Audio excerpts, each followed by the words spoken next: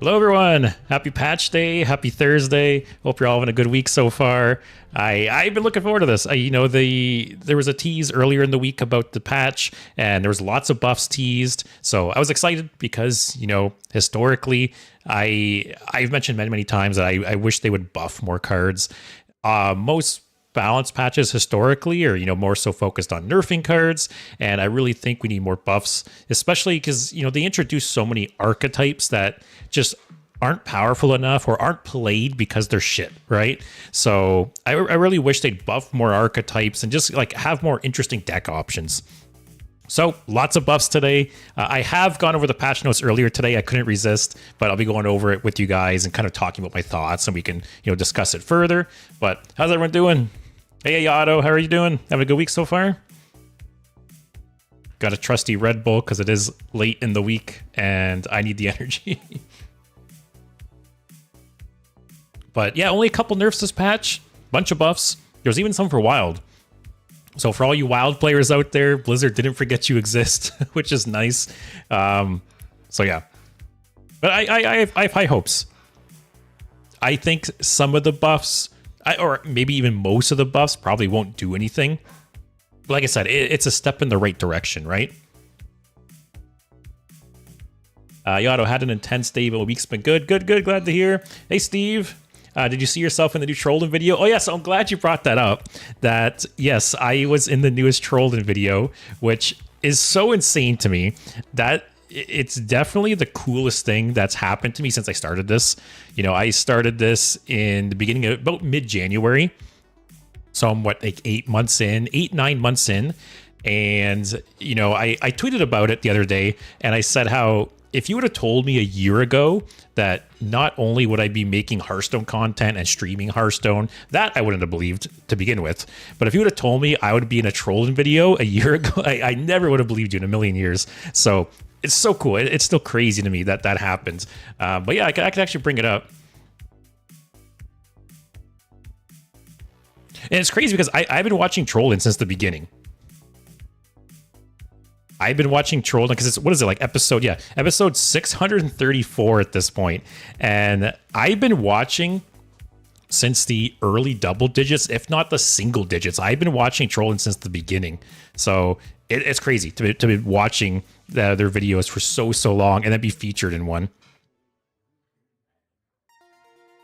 But yeah, I believe I got the audio muted. But yeah, it was the clip. Yeah, it was this clip where the light show went off. the light show went off and hit me. I don't know why there's like Russian subtitles or whatever this is. But yeah, basically it was a 0.006% chance for this to happen. That I'll go back a little more.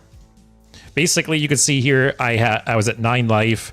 I had 6 minions on board, and they played a light show that was hitting 5 times, and all 5 hit my face with 7 targets. Like, actually crazy. But like I said, it's still crazy to me that I got in the video. Like, seeing this clip and like my name up here, like I said, definitely the coolest thing that's happened since I started all of this, since I started streaming and YouTube and all of that. So hopefully the first of more, but even if it never happens again, it's just still so cool. Yeah, thanks, Leo. Also, bruh, this patch is almost as ass as law school. Congrats on the Trollden feature. Thank you. So I guess we'll get to it when we get to like the specific things you're not happy about, bruh. But I know, I think there's good and bad aspects of the patch. So I'm very curious to hear your guys' thoughts as well. So we'll get things started. Basically, they just kind of go over a bit, talking, their thought process, which I called Tidepool getting nerfed from like day one. I feel like the instant this card was nerfed, the instant this card was revealed, I thought it was so strong. And I totally expected it to be nerfed at some point. Unfortunately, it's a really boring nerf.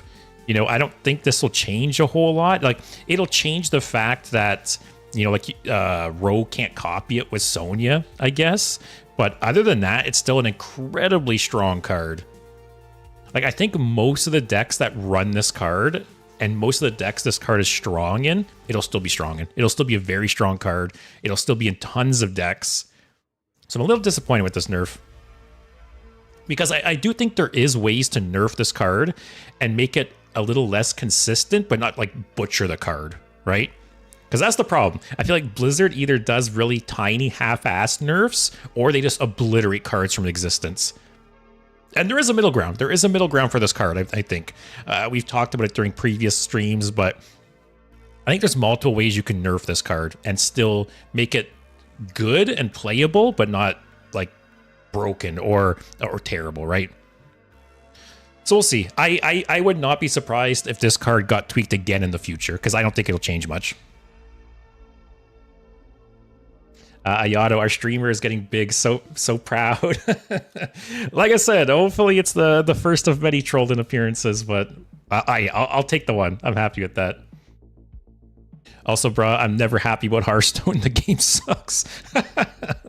Well, at least you keep coming back for me, if not the game. Tide Pool's still strong, but not broken anymore. Yeah, like I said, I think every single deck that ran this, it'll pretty much be ran still. Because I think they even mention it in this little blurb here. But Tide Pool is basically a third and fourth copy of your best card. I think the problem with it is that it's just so consistent. You know, one change I suggested doing for this card is to basically make it into Rewind. Rewind's not... Oh, it's Perils. I was going to say, Rewind's not in Standard. So yeah, my idea was to basically change this to... Instead of after you cast 3 spells, you get to discover one of them. I think it should be after you cast 3 spells while holding this, discover a spell you've cast this game. So, you know, a lot of the time, or all the time, or a good chunk of the time, it would still be the exact same card, but it'd be a little bit less consistent. Say like later game, right? It'd be a little bit less consistent. That's my idea, at least. I still think it'd be a good card. I still think it'd be played. It just wouldn't be as consistent. So yeah, like I said, I think this card might be touched again in the future. We'll have to see. Leo, does 1 mana more really make a difference? Don't really think so. I agree, right? You know, this card, yes, it was very, very strong at 1 mana, but it has the exact same effect. And I think at 2 mana, it'll still be played a lot. It's still a very, very good card. And then we have Doomkin, which I think Doomkin is just neutered by this change, going to 7 mana. Like, obviously, Druid has a couple ways to ramp and play this before turn 7, but I feel like that's just so slow now. What do you guys think? Hey, Emic, how's it going? Just getting started reviewing the patch notes. Basically, TLDR so far, I think Tidepool Pupil's still very, very strong card. You know, Rogue can do a little bit less shenanigans with it, but it's being run in so many decks, and the effect isn't changed. It's still so consistent. Yeah, you'll still see this card a lot. Doomkin, though, I'm not so sure. I feel like you will never see this card again, but let me know. I could be wrong. And you want to argue for Doomkin? Leo, it's a bit worse for Sonya and Rogue, but otherwise, yeah, I agree exactly. Imic is still good off of Dorian because it's 1 mana, but it's so slow on its own. So you're right, or obviously right. Obviously, a 1 mana Doomkin is very, very good, but I feel like, is this card good enough to run? Like in the situation you don't get it off of Dorian, right? Like, is it good enough to just stand on its own? Which I don't. At 7 mana, I don't know. We'll have to see. Like I said, I think it'll be dead. But I've been wrong in the past. Actually, that reminds me. So prior to the Perils in Paradise launch, I did a I released like a review, like a survey for you guys to rate all of the cards, and then I also rated all the cards. And I think at this point, you know, there's been a couple balance patches. The meta has kind of settled a bit. So I think it's been long enough that next week I'm going to revisit all of those ratings. So what I'm going to do, I'm going to put together, you know, either like a spreadsheet or a PowerPoint or something, and basically have all of my ratings for the cards as well as your guys' ratings for the cards. And we're going to see, what is it, like a month later? When did the expansion launch? Time's been flying by lately. It's been insane. Let me see if I can look at my previous streams. July 22nd. Oh, so a month. So it's been a month, and we'll see a month later like who got to get the ratings right. Because I am sure there's cards I rated high that are shit. There's probably cards you guys rated low that are good. So like I said, I think a month is a long enough, you know, a couple balance patches to really see how that went. So that'll be part of the plan next week. So we'll go over that. That'll be fun. That was kind of the reason I put together the survey, is I wanted to revisit the ratings, because I always think it's interesting. You know, I'm sure you guys have seen YouTube videos of like Trump and Crip and people being like totally wrong about card ratings. And I think those are fun. So that's basically the reason I did it. So we'll do that next week. I think that'll be fun. Because yeah, I think Tidepool Pupil I rated like a 5. I think right off the bat, I thought it was a very, very good card. Imix says next week mini set announcement. I'm looking forward to that, because I think there's so many cool potential things they could do with like the tourist mechanic in the mini set. Also, we've talked about this previously, that the expansion's called Perils in Paradise, right? But where's the peril, right? So we talked about this previously, that I hope the mini set brings like something bad happens. I hope in the mini set, you know, it goes maybe like the fun theme kind of goes and takes a turn, and it gets a bit more serious and some bad stuff happens. Might be wishful thinking. We'll have to see, but that is my hope. My two hopes. One, like a darker theme for the mini set, and then two would be some kind of cool twist on the tourist mechanic. Like maybe you could tourist into 2 classes or something. We'll have to see. Imix says, I think Ragnaros will appear out of the volcano. That'd be cool. Either yeah, Ragnaros, or, you know, there's a, what is it? There's a skin, I believe. There's a N'Zoth skin, right? Is it Warlock?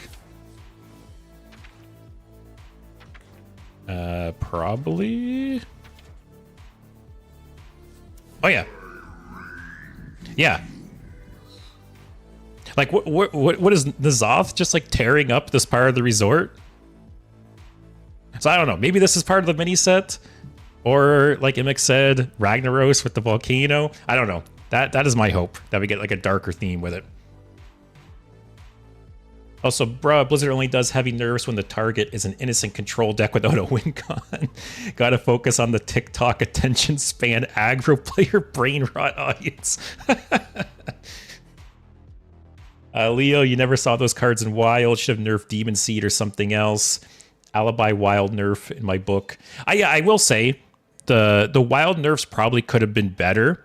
Although I'm very happy with the Sorcerer Apprentice nerf, and we could talk about that further. But no, going on, the next couple of cards, the next couple of nerfs were targeted towards Wild.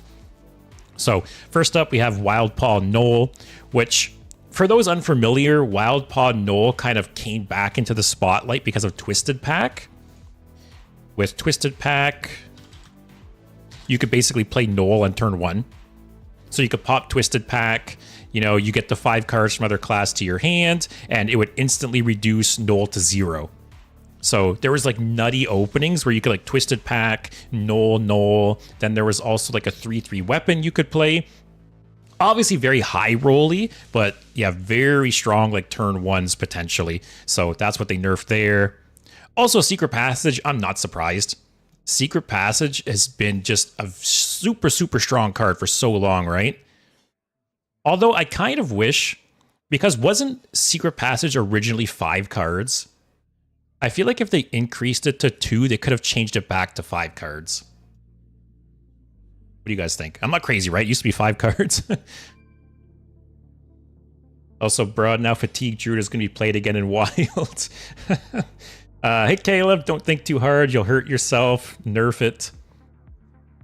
Also, Lou, Pirates that assault the island. Yeah, see, like something like that, right? It's like something bad happening. That is my hope.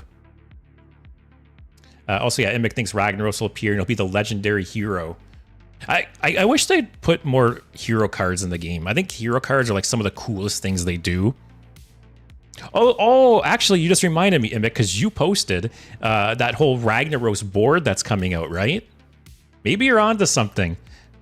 So maybe there'll be like a Ragnaros hero card in the mini set, and then they'll release the board to go along with it. Oh, you're thinking. I can very much see that now. You're right. Also, Metabat, I have an old Big Mage list, Big Spell Mage list. You could tweak it to include the new cards. Yeah, if you want to send it. Basically, you know, we'll get to the buffs, but there was a couple buffs that would affect Big Spell Mage. So I've wanted to try Big Spell Mage out again for the last few weeks, and the buffs are kind of the perfect opportunity for it. So I'm playing that today. Immic is going to be a legendary hero skin, 100%. Oh, I see what you mean.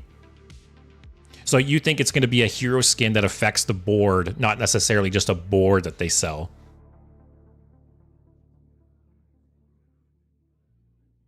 Bro, I don't know if the null nerf is enough, but the secret passage nerf is kind of nuts. Like I said, thinking about it, I wish they kind of changed it back to 5 cards.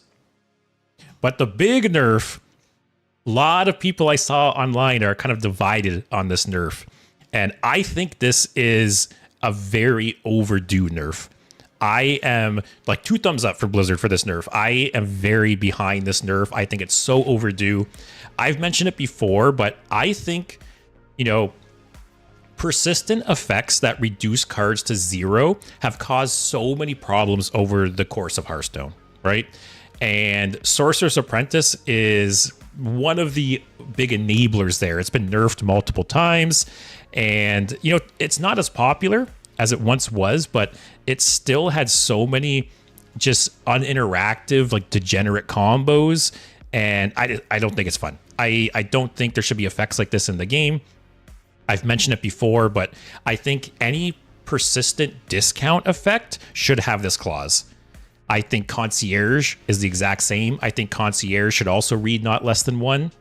Because I think nothing good ever comes from these effects, you know? So I am very happy with this change. I think it's long overdue, and I think Concierge should have the same effect, to be honest. Caleb, they should also nerf the dragon that gives Reno infinite bullets. Is that really a problem in Wild? I've always wanted to try that deck out, just to pull it off one time. Also, Bruz also on the Nazoth Copium for the mini set. He got a hero skin in the past. Ragnaros is likely as well. Sorcerer's Apprentice needs to get destroyed. I don't even want the dust. Just pretend that card doesn't exist. Immic, it'll only affect the bottom part of the board. Oh! You know what's funny? I actually wondered that. Let me see if I can find your post. Did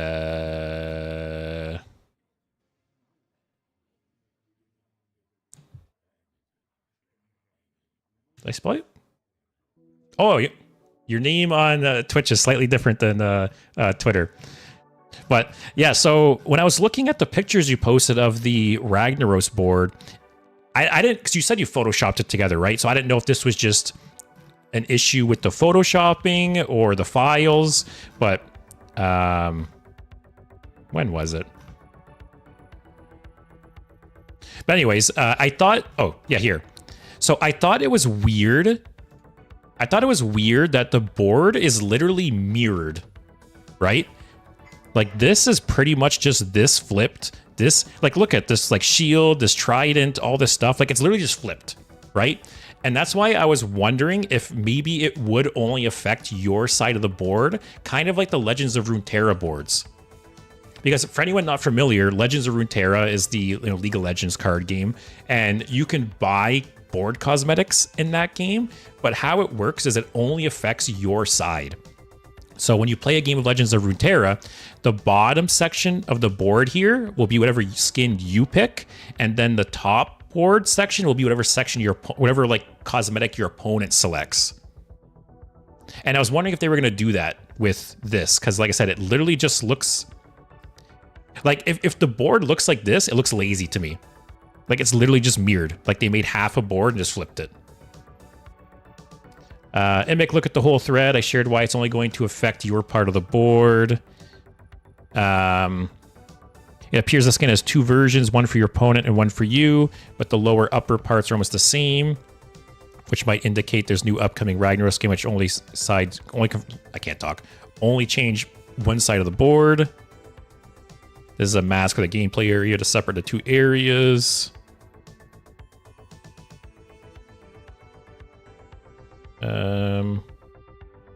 2 versions of the hero tray. Oh yeah, I saw that.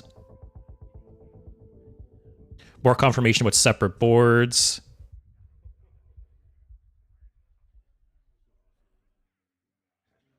Yeah, I think it would be cool if they did it that way. Bro agrees. Legends of Runeterra boards go hard. I think that would be a really cool way to do it because I think 100% Blizzard's going to sell boards at some point, right? They very much indicated it in that post they made recently, and I think it's just like a natural progression of monetization. To be honest, I'm surprised they haven't sold boards already. 10 years into the game, because they do for Battlegrounds basically, right? You can buy like board cosmetics, but I can show you guys. But I think it's really cool the way Legends of Runeterra does it. Like you can see in this picture, obviously, right? That there's like a clear divide. And basically, whatever board you pick is the bottom half, whatever the board your opponent picks is the top half. Is there a picture that shows different boards? Oh, yeah, here's like an example. So here's an example of like a paid board and then like the default board. And I feel like the first time you see this, it probably looks jarring, but at least in my experience, like you get used to it very, very fast. It doesn't look as jarring in game, I feel. So if Hearthstone was to go this route, where you can, customize your side of the board, I think that is such a good route to take. Lou, if they do this kind of nerf for a while, maybe it should be expanded to every Hall of Fame card for every class, like Secret Passage 2. Also, yeah, Caleb, it's so toxic when it happens to you. Yeah, I think an infinite combo like that's dependent on like RNG. Obviously, it's like a very janky combo, right? But yeah, I'm just sure it feels bad. It's going to be $50 for sure. I wouldn't doubt it. It sucks. They haven't released a new Battlegrounds board in a year. Oh, I didn't know that. Also, Steve, I missed this. Giving her elusive instead would have worked. I'm assuming you mean giving Sorcerer's Apprentice elusive so you couldn't copy it. But I also feel like that would have been a band-aid fix. Like I think to just, because there might be spells or things in the future that can copy minions without targeting them, right? So that could fix it for like current Hearthstone, but all it would take is some kind of spell or effect, like I said, to just break the card again. So I think this is the safer change. Because, like I said, I don't necessarily think the fact that you were copying Sorcerer's Apprentice multiple times was the problem. I think it's the fact that it can make your spell 0 is the problem, right? But yeah, I'm very happy with this nerf. Metavat, I'll miss free boards, but monetizing more cosmetics is always good. So I will say, right, there is a shit ton more boards that exist that aren't in the game. Or sorry, like aren't in Standard, right? Because when you play Standard, they only have the boards for like the standard legal sets. And all of the expansions prior to, Perils all had boards, right?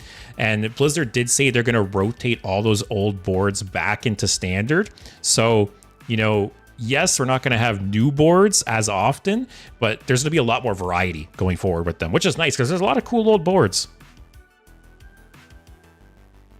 Bro also doesn't mind this kind of monetization. Honestly, I'm surprised it took them this long for them to sell boards. I agree. Like, considering we're 10 years into Hearthstone, right? I would have expected this long ago. Especially Legends of Runeterra has been doing that since the start, pretty much, and it's been out for years. I'm surprised they didn't copy them long ago. Also, Bruh's English is awful, but I finished the translation. Oh, nice. Congrats. How long did it take you? I remember us talking about it a few weeks back. Immic, it's weird that they left Radiant Elemental alone. I agree. Looking at Sorcerer's Apprentice and then looking at Radiant Elemental, I agree. Because obviously Priest has degenerate combos with Radiant Elemental as well. But I think the only thing I can think of is they're less prevalent than the Sorcerer, like the Mage combos, right? Like, Mage did dumb shit with Sorcerer's Apprentice. Priest does dumb shit with Radiant Elemental, but you see the Priest stuff way more often, and it's a lot more consistent, I would say. I think the Radiant Elemental combos are, one, a lot harder to pull off, and people just aren't as interested in them, so you see them a lot less. So I think Radiant Elemental just isn't on their radar, but I agree. This should say the exact same thing. This should say that your spells cost less, or sorry, this should say your spells cost 1 less, but not less than 1. Like, I agree 100%. I think all persistent reduction effects like this should have that clause, whether it's Radiant Elemental, Concierge, Sorcerer's Apprentice, whatever. And Mick, I have so many top 200 finishes with Miracle Priest, it's nuts. Really? Like lately? I didn't know the deck was still like a thing or that consistent. Metavat plays wild, so I have all the boards all the time already. Fair.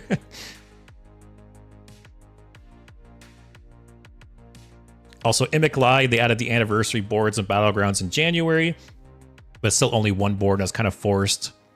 Yeah, still. Yeah, I didn't realize they slowed down on the battlegrounds boards too. Metavat agrees. As a priest player, I can say I want Radiant Elemental to be nerfed like Apprentice. It makes sense, right? To keep things consistent. Smitty, congrats on your appearance on Trolled, and thank you, thank you. Yes, I talked about it a little earlier. Do I have it open here still? Yeah.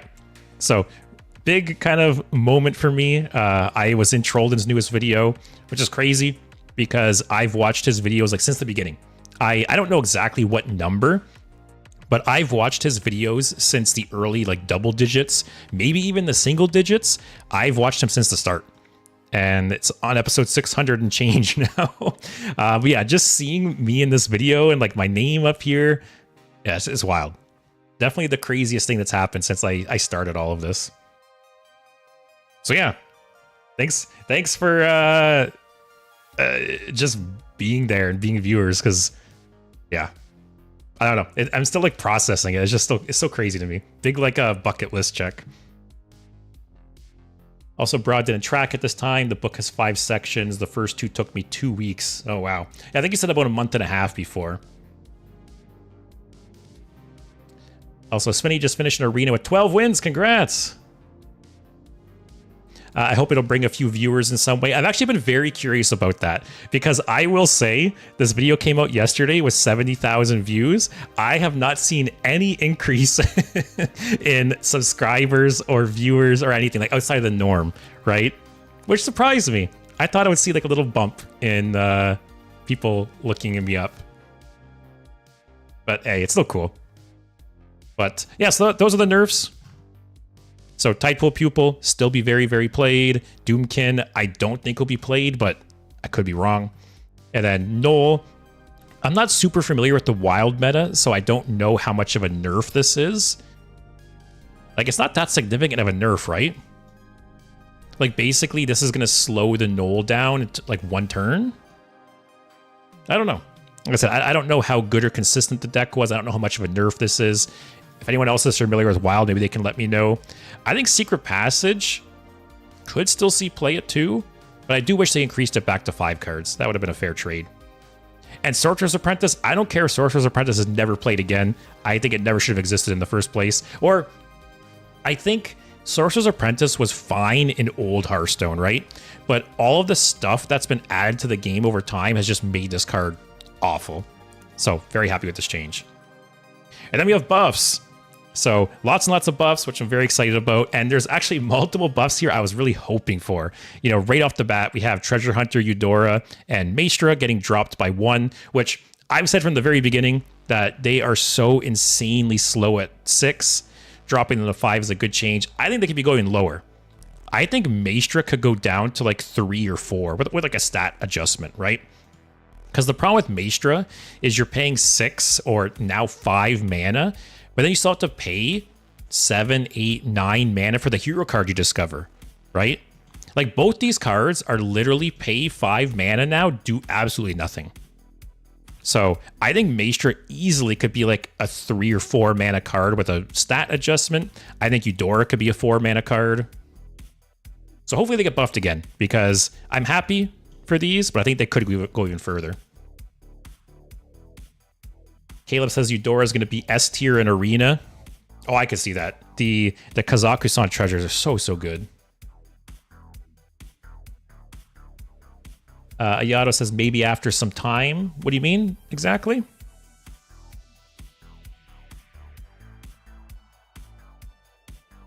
Menevat, same. Although to be fair, I didn't stream again after getting untrolled. And really, you got untrolled and then just quit. I joked about that, right? I joked that this is like the high point of my YouTube career and it's all downhill from here.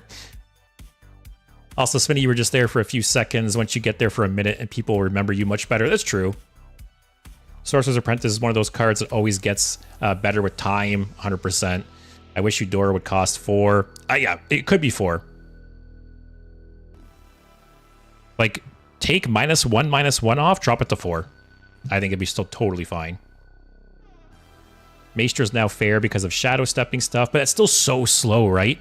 Because again, sure, you shadow step Maestra and you play it again, but you run into the same problem again, right? Where you have to pay that 7, 8, 9, 10 mana for the hero card. Still, like, if Maestra said, discover a hero card from the past and it costs 2 less or something, I think it'd be a very different story. But it's the fact that you're paying 5, 6 mana for this card that does nothing, that you then have to pay another 7, 8, 9, 10 mana to get effect out of. Like, it's cool, don't get me wrong, it's a really, really cool card, but it's just so slow. With how aggressive the game is now, it's just so slow. So yeah, hopefully they buff it some more. Russ says Sorcerer's Apprentice was fine when you had to pull off a miracle to OTK with Antonitis and lost to every miracle deck under the sun. Yeah, exactly, right? Sorcerer's Apprentice back in the day with like those janky combos like Ice, Freeze Mage and stuff, it wasn't that big of a deal. But there's been so many more enablers that have been added that have just taken Sorcerer's Apprentice, you know. I'm glad they took Sorcerer's Apprentice out back and shot it. I will say it. And I think the same should be done for Concierge, Radiant Elemental, all those types of cards. But yeah, so Eudora and Maestra dropped by 1. Metal Detector was increased to a 3/2, which I think is totally fair. I can't believe this card was a 2/2 to begin with. You know, I feel like a 3 mana 3/2 weapon with an upside is like very much the norm. There is so many 3 mana 3/2 weapons with some kind of perk or bonus that I'm really surprised this was a 2/2 to begin with. So yeah, I think this buff is totally fair. This is the way it should have been from the start. Then we got Furious Fowls. This is the hunter spell that spawns like the 2 immune birds that attack something, and they basically buffed the birds by 1 health. So I think this card's still bad, but I think the health buff will help a lot because I think it was just so easy to clear the birds after, and there's kind of a nice cutoff point between 2 and 3. You know, there's a lot of 2 damage removal or, you know, 2 damage to attack minions and things like that. It won't make a huge difference. I think this card will still suck, but that is a nice change at the very least. Cool card, though. Svenny, but all these not below 1 just completely kills the cards, which I'm fine. I don't know. I understand different people, I guess, want different things out of Hearthstone. And I think the game has just gotten too fast, right? You know, between mana cheating and card draw and all this stuff, like people are periodically drawing and playing through most of their deck by turn 10. So, you know, but some people like that. Some people like playing lots of cards, going crazy, playing combos. But I don't know, I like the slower, grindier games. So yeah, I'm fine with killing those types of cards. Menevat, back in the day, I was learning about YouTubers and streamers through Trollden. When I saw somebody there multiple times, I knew there was somebody significant. So the goal now is just to get there again. Yeah, like I said, if it never happens again, it was still cool, but hopefully some more. And then we got Mystery Egg, which I feel like we have a lot to talk about with Mystery Egg because this is a buff. And again, I'm not super familiar with Wild, especially this deck in Wild, but apparently everyone's losing their mind because this just kills the Wild deck, I guess. So it's like a buff for Standard, but a huge nerf for Wild. It just kills the deck in Wild, I guess. So what do you guys think about this one? I know I ran into this deck during a recent stream where you would play, was it like Princess something? Yeah. You would play this and basically like summon like infinite copies of it. But now because it costs... So basically, they reduced egg by 1, but then the beast it copies it is a 5 cost. Sorry, it's a 4 cost instead of a 5 cost. And princess costs 5, so it can't pull that anymore. It's a nerf for both formats, to be honest. Yeah, like I said, obviously, you guys know I'm not the biggest Hunter player. I'm not super familiar with Egg Hunter. I've always heard people talk about the deck quite a bit. But yeah, I see a lot of people not happy with this change. And it's funny how it's viewed as like a buff. Smitty, I don't understand the eggs nerf. How do you say that? Huhura? Princess Huhura? Or Hurin? I don't know. We'll just call it Princess. Princess Hunter is the only viable deck in Wild, and it's not even tier 1, it's a low tier 2, and the main deck that it countered also got nerfed. Yeah, I don't know. Like, obviously they knew this was a nerf in ways, right? So I don't know why. Because like you said, right, they like killed this whole deck with this change. And was the deck even that oppressive? It doesn't sound like it. Ayato, I be real, I never saw Mystery Egg. I would see it every once in a while, both in Standard and in Wild. It's a cool card, though. And then we have another Hunter change. Fetch got reduced to 1, which I think this is an insane change. I think this card is so strong. I thought this card was decent at 2, to be honest. And so now it's a 1 mana draw 1, conditionally draw 2. Like, I think this card is crazy for Hunter. Like, in any kind of beast deck, right? It's literally a 1 mana draw 2. I think it's so strong. It's similar to Rogue's 1 mana draw. I think it's way better than Rogue's 1 mana draw. Rogue's 1 mana draw, you get a minion plus a coin. That one, you get a minion plus a spell. Which, I guess, depending on the deck, right? The coin can be very strong or very useful. But I'm assuming you're talking about Dig for Treasure.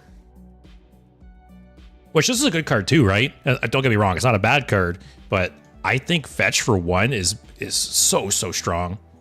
I think it's even better. Leo says combo is quite disgusting, so I'm not mad it's gone.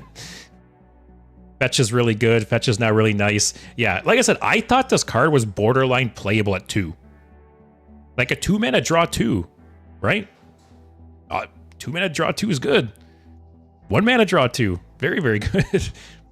So I imagine we'll be seeing this card a lot in the future. Yeah, very. I was surprised by that buff, actually. And then Rye Cleaver got another buff, so the sandwich now costs 3. So, what, Rye Cleaver... How much does Rye Cleaver cost now? It's been changed so many times, I can't even remember. Oh, it's 5. Okay. So it costs 5, and then the bread is 3. I think it still sucks. I'll try it again at some point, probably, but I still think it'll suck. You know, now that I played with the Rye Cleaver, there's a very easy way to fix it, and I mentioned it before, is when you play the Rye Cleaver, the first slice of bread should go to the left side of your hand. Because when I was playing Rye Cleaver Warrior, there were so many times I played Rye Cleaver, got the bread, and then just didn't draw any minions for multiple turns. Or I already had multiple minions like to the left of the bread, right? So it's, I don't know, there's this weird like luck element to the sandwich, right? So yeah, I think if you equip Rye Cleaver, the bread goes to the left, and then when it breaks, the bread goes to the right, sandwich everything. It wouldn't be overpowered or anything, I don't think. But it'd be playable. So yeah, I don't think the mana cost is the problem here. And then Food Fight, which I think Food Fight was one of the worst cards in the set when I did my reviews. And this is a fair buff. Part of the problem is, you know, if you're playing this in like a big minion deck, right? You need to rely on weapons or spells to kill the entree. And 6 damage is a lot. Unless you are maybe like shield slamming it. You know, this is going to take you 2 weapon swings to kill, or, you know, like a big sanitize or something. But regardless, you're going to play this on 3. you're more than likely not going to kill the entree until turn like 6, 5 maybe. Which at that point, is it even that good? So yeah, doing it to a 0-4, I think is really, really good change. I don't know if it'll be playable, but that's a good step in the right direction. I think a 0-3 would be too strong. Because at that point, you could just hit it once with like a weapon and kill it. So we'll have to see. But I rated this card like bottom of the barrel when I did my card reviews. Hey Hugh, Mystery Egg nerf was for Wild. I guess Blizzard didn't care much for Egg Hunter. Yeah, it just obliterated the deck, right? Which, it is too bad when they just completely destroy decks like that. But what can you do? Piata, when the sandwich hits, it hits, and when it ain't, it's pain. Yeah, like, I don't know, this... Like I said, there's too much of like a luck element to this card. So once again, I am all for that the bread should go to the left side of your hand. It would be a much more consistent card if that was the case. Like, why do you have cards like Tidepool Pupil? Tidepool Pupil is such an insanely consistent, strong card, and then you got things like the Rye Cleaver. I don't know. Rye Cleaver's unstable, and unfortunately, it's just a fringe side win condition. It's very much like a meme card. Steve at 0-3, just bash the entree. It's too strong. Exactly. 0-3 would be too strong, so 0-4 is like the lowest they could kind of realistically go. But I'd be down to try this card out again. 0-4. 6 was just too slow. So what to see. And then Warrior got more buffs. Boom Wrench was reduced to 3, which I think is fair. Because same thing with the rogue weapon, right? I feel like a 3 mana 3/2 with an upside is pretty much the standard. Boom Wrench always did feel really slow at 4. So I think this is a totally fair change as well. So yeah, multiple things here make me want to check out Warrior again. Because both of these cards can go in like a big Warrior deck with like some of those big mechs. Maybe next week. I have to try that out. Hugh, did we go over the Wild Paw nerf and Secret Passage nerfs yet? Yeah, so I'm not super familiar with, the like Miracle Rogue deck in Wild, so I don't know how much of a nerf this is. Because functionally the card's the same, right? You're just potentially adding one more mana or one more turn to it. So I don't know if this card's like obliterated or not. But Secret Passage, I do wish they brought it back to 5 cards. I think 2 mana and 5 cards would be like a fair compromise. Because Secret Passage is a very, very good card, right? So yeah, I don't really know how to evaluate the Null nerf just because I'm not super familiar with the deck. And Secret Passage is still strong. But yeah, it should be 5 cards. Egg Hunter was a weird deck. It was very strong, but so few people used it. Yeah, I didn't run into it that often when I played Wild. Also, Menevat faced Egg Hunter once and lost, therefore I had a 100% win rate and had to go. Spinny Boom Wrench now reminds me of old Tigress plushie. Might get that strong. We'll have to see. But like I said, I think a 3 mana, 3/2 with an upside is standard, so this change makes sense. Also, you think about it, right? Like, you play it on 3, you can't play the miniaturize right away to, like, trigger the effect, right? So yeah, we'll have to see. Caleb says, Mech Warrior's fun. Hope it's playable. Yeah, I think there's a lot of cool cards in Mech Warrior, 100%. So I'll have to give that deck another shot. Because, like I said, when I played it before, Boom Wrench felt really, really slow at 4. Like, it can potentially be such a strong card with either, was it Training Dummy, or what's the other card? Training Dummy, was it 7? No? Is he 6? Filters don't want to work. Anyways, training dummy and the rush one that gives you the bombs. Like, Boom Wrench is potentially so strong with those cards. So yeah, I want to try this one out again. And then we have Watercolor Artist, which I think this card was like very good, right? I think it had a really strong effect, like if you dropped it right on 4. So this got reduced to 3, and it's a 3/3 now instead. Maybe today I'll try this card out. Yeah, we'll have to see. And then Rayla Sand Sculptor got a slight health buff. I don't think that'll mean anything. Marooned Archmage, also slight health buff, which I feel like I agree. You know, it's a strong effect, but it's only once per turn. I think it's fine. How far we've come, eh? How far we've come from Spider Tank to this. But yeah, I think it's fine. This is a big one, though. DJ Manastorm got reduced from 10 to 9, which is huge. Because you think about it before, DJ Manastorm, you would play, and you could play one big spell, and that was your turn. Now you could play DJ Manastorm, 2 big spells. You could literally DJ Manastorm, like Sunset Volley, DJ Manastorm, Sunset Volley, Projection Orb. So I think that's a huge change, actually. And that's the reason I wanted to play Big Spell Mage today, because I think this is such a strong change. Hugh, the nerf is huge. Normally he gets reduced to 0 by the pack, but now Miracle Rogue has to spend a mana each time they play it, and they usually just don't have the mana to spend. Pirates are probably going to take over Wild now, though, since Miracle Rogue was the main deck beating down Pirate decks. Oh boy, Pirates. Menevat, did you catch the deck list I sent? Oh yeah, let me copy it right now. All right, let me paste it in really quick. All right, so yeah, I pasted your deck list in, so we'll tweak that once we're done here. Also, yeah, it's a huge nerf. Pact no longer gives you free Knolls, and Secret Passage was used in pretty much all the rogue decks. I hope Manastorm would cost 8. I think 8 would be... I don't know if 8 would be too strong. Like, imagine playing DJ Manastorm for 8. Like, Sunset Volley, Projection Orb. Spinning Manastorm will only get used... will only be used against Warriors and Druids. Other deck are too fast for him. Yeah, see, it's tough, right? Because like a lot of the big spell decks, you don't want minions. So I might have to try a different couple different versions of the deck today. Hey Void, just checking out the patch notes today. How's your week going so far?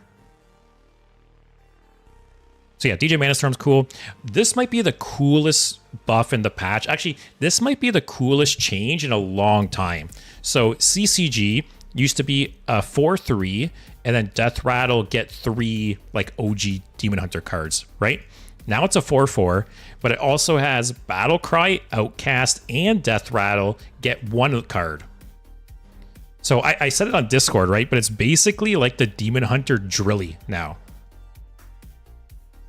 You know, for those that don't know, Drilly, the Rogue, you know, Battle Cry, Quick Draw, Death Rattle, you get an Excavate Treasure, and it's basically the same thing, but you get one of like the OG overpowered Demon Hunter cards. And I think it's so cool. Also, one thing to keep in mind is it's now in the Outcast Discover pool. So you got things like Illidari Studies, right? Illidari Studies can discover it. There's ways to tutor it. I'm sure in Wild there's more ways. But yeah, very, very, way cooler card. Because it was a cool card before, right? It was just so slow. The fact that it was a Death Rattle. But now you get 1 or possibly 2 cards instantly. And it's like in the Outcast Discover pool. I think it's neat. Hey Andrew, you'd have to play audio for 11 mana to triple spell with Manastorm at 8. Oh yeah, I forgot they increase every time. Sorry, I can't math. Yeah. So I guess functionally, would there be any difference to DJ Manastorm at 8? Well, I guess no. You could still play 2 1 turn earlier. Or no. I don't know. I'm confusing myself now. What is the best deck this patch? That remains to be seen. I think Druid is definitely going to be taken down a peg with the Doomkin nerf. Tidepool Pupil, I don't think will be much of a difference. As for buffs, maybe with the Mystery Egg change and fetch, like some Hunter deck will rise up. Warrior got some buffs. Mage.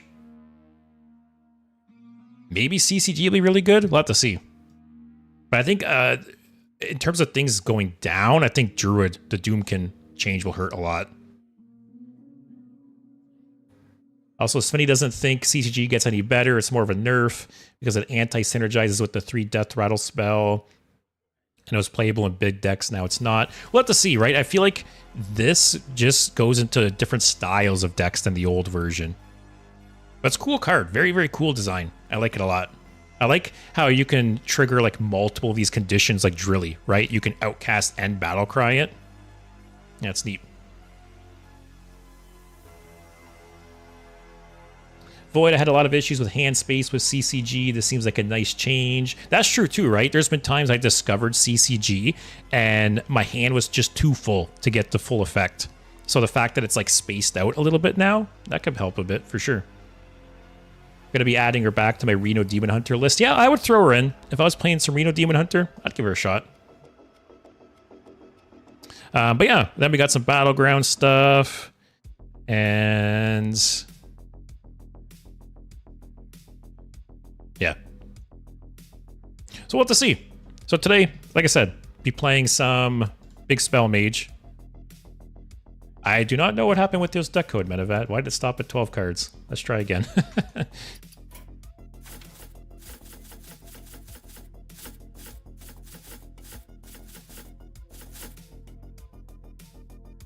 What am I missing here? I thought I had her. Here, I'm gonna make a standard deck as well. See, there's so many different ways to take Big Spell Mage. You can do big spells with no minions or with minions. I think I'll go with minions to start off because I want to try DJ Mana Storm. Void Battlegrounds patch hits a whole lot better than standard. Oh, so yeah, to be honest, I did not look at the Battleground stuff at all. I know people have been very divided on like the trinkets. I think during my last stream, a bunch of people were saying that the trinkets are very like game warping and they don't like them. And then some other people were saying, no, we love trinkets. So it seems like people are very divided. And I didn't look at the Battlegrounds changes at all though. So was there some good changes today for Battlegrounds? Spinny, why are there no 4-copy cards on this deck? I don't know why that keeps happening all the time. It's funny though. So Projection Orb, Sunset Volley. Yeah, see, like with the minions, right? Can't do Yogg in the box, which is such a good card. Is Tsunami worth running? But see that then we can run Khadgar, we can run Surfalopod, Sleet Skater. Can't run Manufacturing Error. King Tide. No Spot the Difference. Oh, Watercolor Artist. So what can that hit? Frost Spell. What is there? Tsunami's Frost, right? But Frost. Blizzard is probably worth running, right?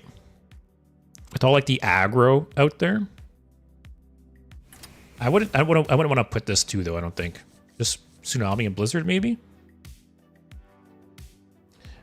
3 Elemental Epic. Is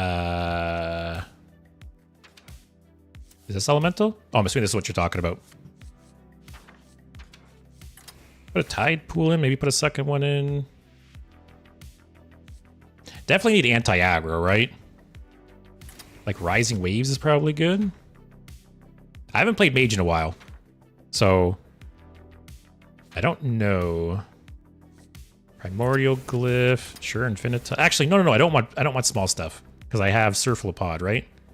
So take that out. Oh, see, that changes things. Okay, take that out. Another one of those in. Let's see here. Arcane Artificer. Cosmic Keyboard. Audio Splitter. So many greedy options. Yeah, see, that's the thing, right? You can run big spells, but if you have Surfalopod and stuff like that, you can only have big spells, and you could do spells without minions. There's so many different ways to take these decks. It's cool. Leo, wasn't sure because you mentioned we could offer deck ideas in the latest Discord post. Oh, sorry. I posted 2 suggestions on Discord if you look it up. Are you going to play Big Spell Mage today? So I'm only going to play Big Spell Mage today, but I was looking through the Discord today, and there is a bunch of decks I'm behind on that you guys have suggested. So next week, I'll be doing a viewer-submitted deck stream. So I'll be this weekend. I'll be going through the deck ideas channel on Discord, and I'll be putting together all the decks you guys have suggested recently. Because yeah, there's a couple decks I'm behind on. There's a Blood Death Knight deck I haven't played. Looks like a Taunt Warrior deck. Cthulhu Warlock, it looks like. Amalgam Rogue, that's cool. Steel Rogue. Yeah, so next week I'll be doing a viewer deck stream, and I'll cover all those. Also, Reverb. Reverb's really nice against like hand buff Paladin. Would a Tentacle Mage deck work with Projection Orb? So Tentacles can't play Projection Orb, if that's what you mean. Actually consider putting an Overplanner, synergizes with Cephalopods. I actually really like Overplanner. I'm sad I haven't got to play this card more, because I think this card is very, very good. But you are right. It triggers nice. It pairs up nice with Cephalopods.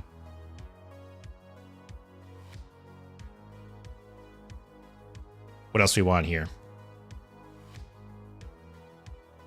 Audio amplifier. I'll put one in.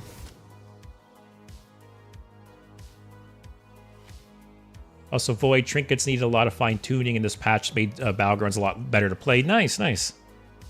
I'm not sure if Blizzard would be useful against Wild's aggro. Maybe in the past. Definitely would have worked. Well, this is a standard deck I'm making right now. Yeah, this is a standard deck. But I agree. Blizzard's probably too slow and Wild. Leo says Joe. Oh, Leo, it's Cthulhu Shaman. Oh, nice. I love Cthulhu. Dark Moon Magician. Sounds like a Yu-Gi-Oh card. After you cast a spell, cost a random one that casts... Oh, screw it, guys. We'll try it. What else do we got here? Any other big spells you want to add?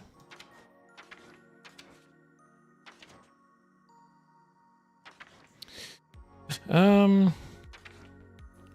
I want to squeeze? Elemental Inspiration is probably not worth it. Firelance Portal, no. Caligos?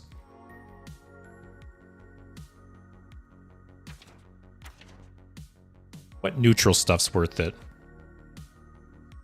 You know, I will say it kind of sucks. Like the change they did to Ziliax, the ticking module change, really sucks when you're playing Ziliax like defensively, right? Like say you would do like this combo before, right? This was very nice as like a defensive option, but it doesn't really, it doesn't work anymore, which is too bad. Let's take him out. 1 mana armor elemental. That's true. Felt a sneeze coming on. Big Dragon, Ayato says. Big minions, big spells. Did I add? No. Caligos. What do we want from here? Any neutrals that stand out? Blood Mage Thalnos, Gorgonzoramu, Grifta,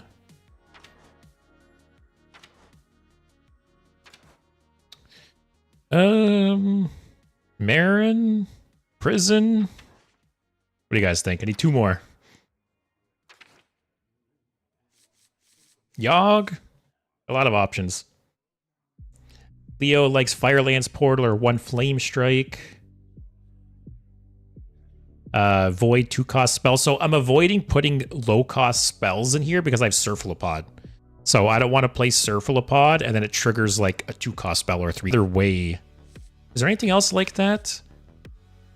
I guess like Babbling Book, right? But it's so random. Yeah, any other non-spell way to get cheap spells? I think it's just the location.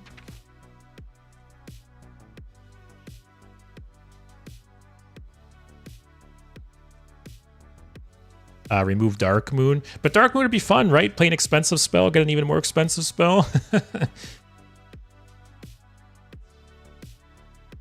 Tide Pool. Actually, yeah, you're not wrong, right? Also, I can disenchant the gold one. I can disenchant all these extras too. Audio minion. Yeah, I thought about... Wow, I have a lot of these. Still 9+. See, this is why you save your cards, guys. So much free dust. All right, what I have, like 14, 15? Yeah, the audio... I forget what it's called. The one that copies the highest cost spell in your hand. My only worry is that that card is just too slow. Get some dust. The one Murloc that gives you drinks. Oh, that's not a bad option. Because yeah, like I said, I want cheap spells without running cheap spells, essentially.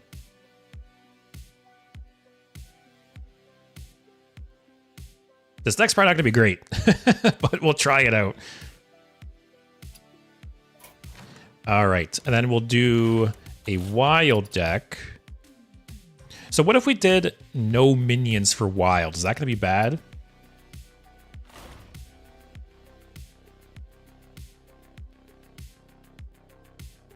So let's see, because I definitely want to do a version with no minions. We'll get you out, get you out. Get Parrot out.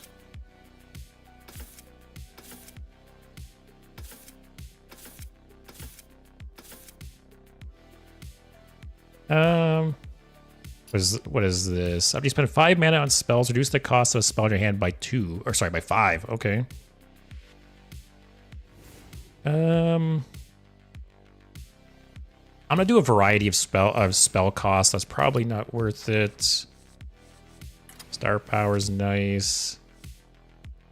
Okay, so I'm gonna need some help here. If you run big spells in wild, Sand Naga Witch is great. But like I said, I want to do no minions. So then I can do I can do like Yogg in the Box and those other cards, right? Manufacturing Error. Inkset's very underrated. It works really well. Yeah, I always forget this card exists. I've only seen it like a couple times, I feel like. But yeah, I want... I spot the difference. I don't think is worth it. Spring Water. Oh yeah, Manufacturing Error.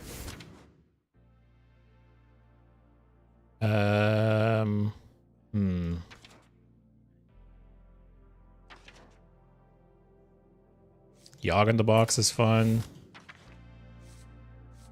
What ways is there to like cheat out spells with only spells?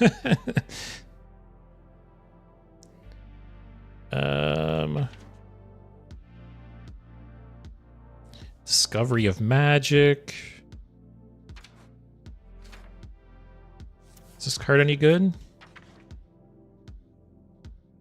Magic Trick. Primordial Studies. Soul Freeze is probably good, right? Like anti-aggro. Should I do a Renthal for the extra health? Wildfire? I will say I'm not super familiar with Mage and Wild. So there's probably a lot of cards I'm like not thinking about. I guess this is like ramp, right? Infinitize. Primordial Glyph? Most of the big spell synergy is on minions, so I'm not sure if this will work that well. I think my main logic right now is I want to play Yogg in the Box. It's a fun spell. Don't want too many 10 costs.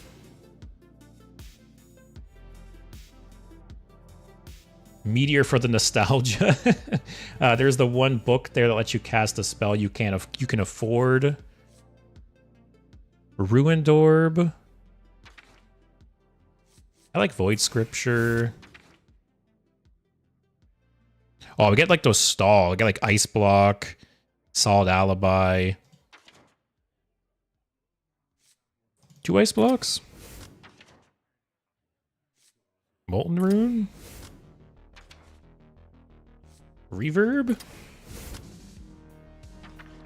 What else do we want? Solid Alibi.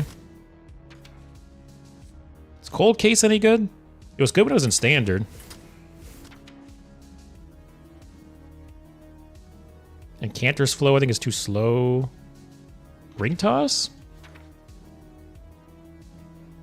I really wish Ring Toss was like the Hunter one, where you forge it instead of Corrupt. Because, you know, you're not going to play this on turn 4, right? But the Hunter one you can.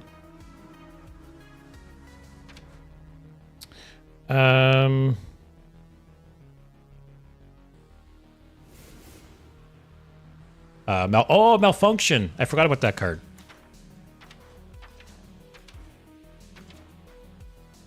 It's 2 mana, right? Yep. Oh, I can't add Renathal. I'm stupid. I was like, should I add Renathal? But no, I don't want minions.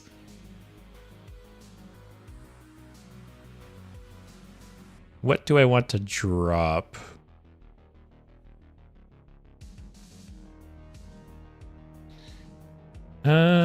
Flame Strike.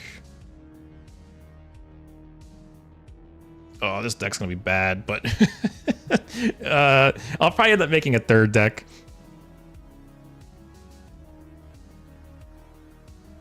Maybe I drop the... I don't know.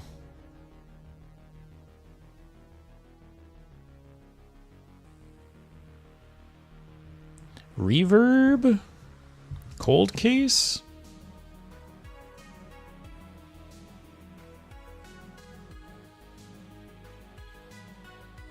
Damn, it's tough.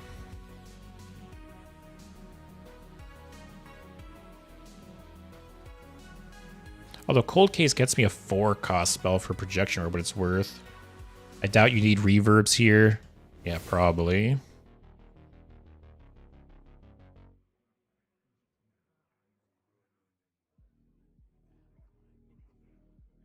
Drop Spring Water? I got Manufacturing Error. We'll try it. As always, right? We'll tweak these decks as we go, because I think this one's really not going to work well. But yeah, we'll try them out. We'll make some changes as we go. I'm gonna start with the standard one though, just because I want to play like DJ Mana Storm and stuff like that. And I also want to play the Watercolor Artist. So this is the deck that'll let us play like the recently buffed cards, right? So we'll see how it goes.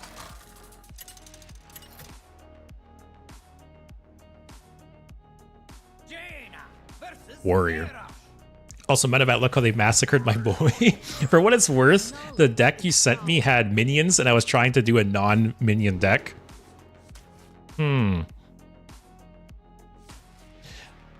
fact that it's a warrior, right? It could probably keep DJ Mana Storm, maybe even keep a Tsunami, because they're going to be running a slow deck more than likely, right? We'll be greedy. Spending 2 mana deal 2 mana deal to decrease the cost of spells in your hand by 1 might also be a thing. I recently played a lot of Spell Mage in Wild, and it's really funny. Yeah, obviously all those RNG effects in Wild are so much more random because there's so many options in Wild. Like Yogg and stuff are just crazy in Wild. Well, obviously they're only in Wild, I guess, not even in Standard. Probably play the Drink on 2. Overplanner on 3, maybe. Spenny hit Legend with it. Nice. This is the first month I hit Legend in both formats. Wow, nice. Actually, yeah. So I've never hit Legend in Wild, ever, in my entire time of playing. So I've already said that next month, September, I'm going to make it a goal of mine to hit Legend in Wild. So if you guys have any competitive decks you want me to play in Wild, because again, I'm not... Usually when I play Wild... Amalgam Warrior. What is going on? Usually when I play, Wild, I'm playing very like janky random decks, right? It's very rare that I play like competitive decks in Wild, so I'm not super familiar with like the meta's like. So if you guys have any deck suggestions for me to like climb and hit Legend in Wild next month, well actually next week, let me know, because that'll be the goal for next month.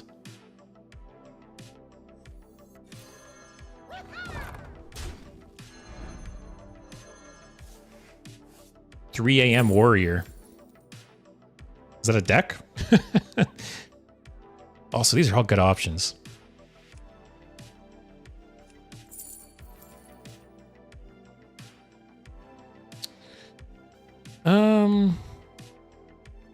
I take Infinitize. Next turn, Audio Amplifier, Infinitize. I'll do that. Metavat has a deck that I almost hit Legend with in Wild. Nice, what deck?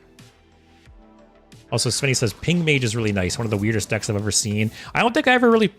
What is this guy playing? Is this just like an autocomplete deck I'm playing against here, or what? Ooh, that was a good one to get.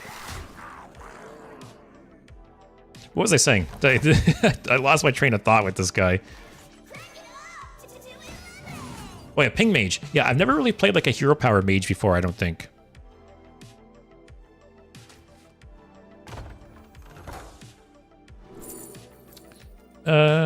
Sure. Oh, that's cool. Okay. Man, I thought... Oh, I forgot this was coming back to my hand. I'm gonna burn something. Metavat, it got me to Diamond 1, but then I hit a really bad losing streak. That's always the worst. It's always so demoralizing hitting like Diamond 1. Sometimes even getting like 1 or 2 wins away from Legend and then losing a bunch and going back down. It always sucks.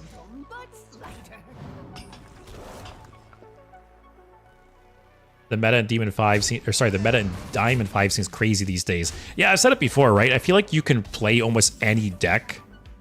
Oh, Audio Amplifier. I forgot. So I wasn't a misplay, guys. But like I was saying, I feel like you could play almost any deck up to like Diamond 5. But then from Diamond 5 is when like it starts getting more serious, 100%.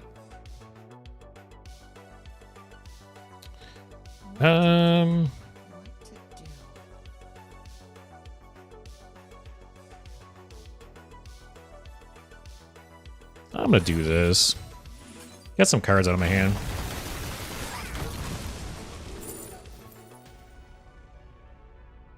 Take the freeze.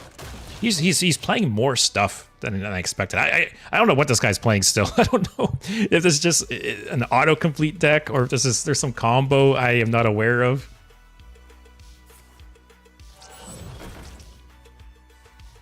Cheese for 4. That's a nice one to get. Oh, if you get the cheese off of Tide Pool Pupil, is it a 4 cost or is it back to 1? I feel like it's back to 1, isn't it?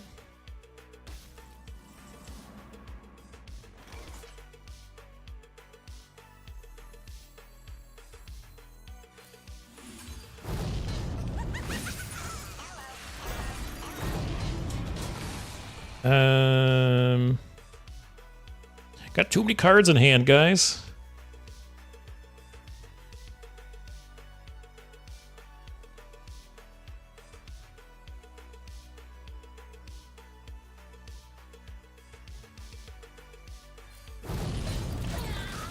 Uh-oh.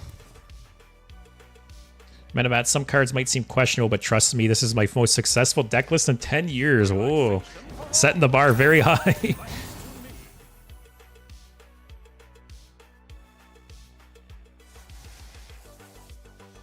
Just need to get to 9, guys.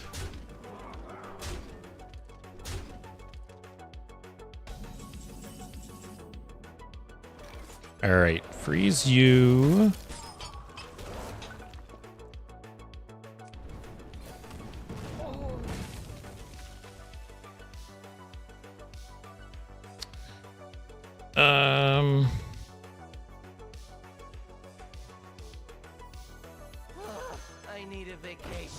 All right, so if I remember right, whatever one you pick first, that's your next draw, right?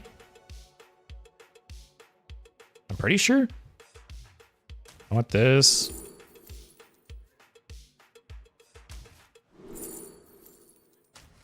I hope that's how it works. I'm pretty sure that's how it works. Immic, you're not playing Rising Winds in this deck. Seems like an auto lose against aggro decks without it. So it's mainly because I'm running Surflipod. So I tried not to run any low-cost spells. So yeah, we'll see how it goes.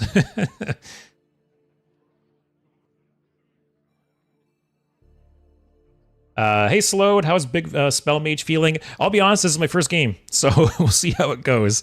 But I'm playing a Big Spell version with only big spells. So I have Surflipod, so I don't have any low-cost spells. There's so many different ways you can build this deck, and I'll probably tweak it over the course of the stream, but... Alright, don't get something crazy. Actually, I'm gonna get the freezing guy, right? So it's not that bad.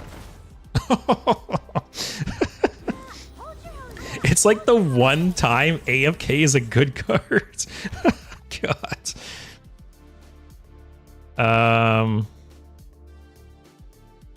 Alright, freeze you. Oh, and it's permanent to Amalgam. Okay.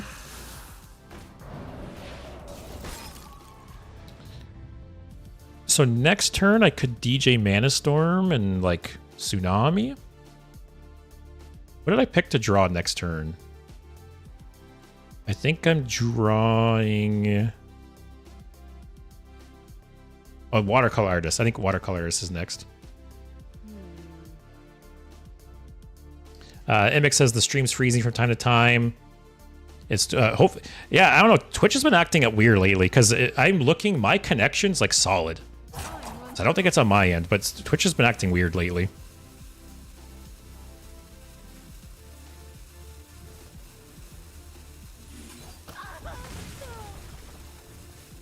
Kill the Annoyatron. Saved 1 damage, you guys. Vigo, Wild seems fun. So many dumb decks you can play. I agree. That's what I was saying. Usually when I play Wild, I'm playing like stupid janky combo decks, right? I'm usually not playing Wild for competitive decks because there's so many cool combos you can play in Wild. Svenny, it's freezing on your side too. Weird. Like I said, I don't know. Twitch has been acting up lately. Because I keep checking my... I have no dropped frames. My connection's been solid. So I hope it's not me. Oh, man. Actually, I could draw Blizzard here, right? 50-50?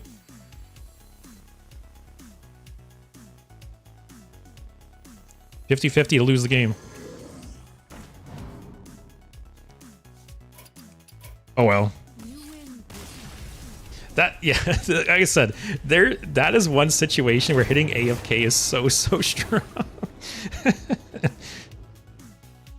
We'll play a few games with this deck and we'll tweak it as we go. I think the what's it called? The Yu-Gi-Oh! Dark Moon Magician or whatever, that could probably get dropped. What else could we change? Probably the Dark Moon Magician's a first cut. Like, it's a cool card, right? But it's very much like a win more card. Alright, is this going to be the new Egg Hunter? Everyone was saying Egg Hunter's dead. Let's see. Keep overplaying her. Smooth out my draws. Did I just mulligan Blizzard? Don't you guys love when you mulligan a card and just draw it back again? I'm going to play this just to get something on the board, though.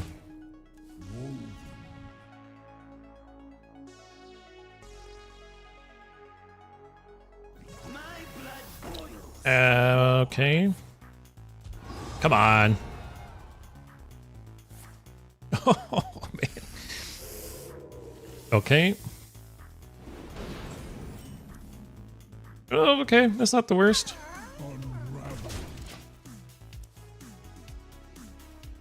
Probably overplan her next turn. Or maybe like whatever drink I get. We'll have to see. Yato, the chance of losing towards AFK is low, but never zero. Yeah, like I said, AFK is a terrible card. Don't get me wrong. But there is some situations where it can be very strong. Like that, getting AFK off of Zarog's crown is like unironically good.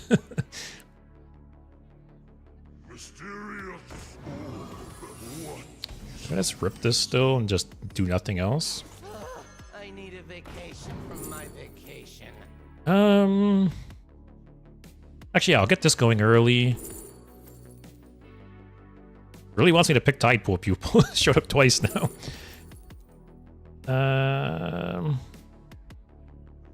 Make the other one? Or the other over planner? Okay, so he's got weapon. Me attacking. Could be ice barrier. I don't care. Of course. Oh well. So more secrets. I've said this before, Matt, guys, but I think secrets are such an awful mechanic to play against. I'm not a fan of secret. I know there's some big Hunter fans in the chat. I am not a fan. We play this for sure.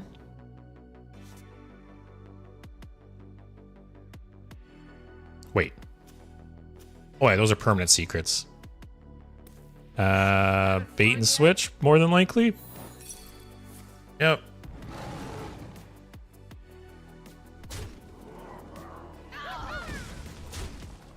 And then do nothing else for hidden meaning.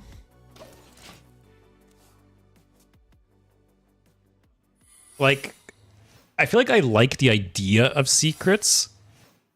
But some of them are just so annoying. Alright, I'm gonna freeze that the next couple turns. Buff this, buff this. Ah. Was he trading? Oh.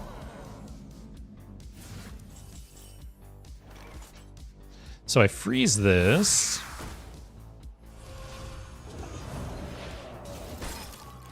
If this is bait and switch, I'll freeze that. It's always bait and switch, guys. Whatever, 3 extra armor.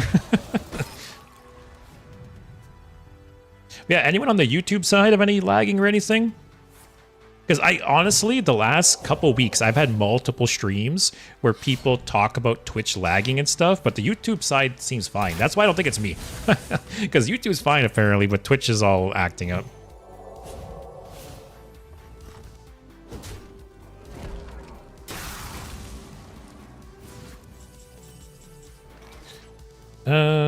Blizzard and chill.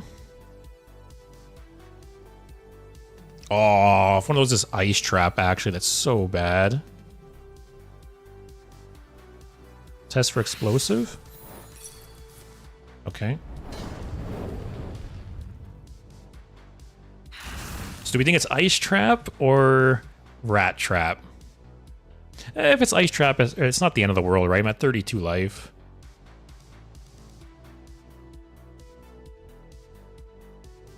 So the question is, do I save the Arcane Artificer? Next turn I could Arcane Artificer Tsunami. Maybe I'd do that.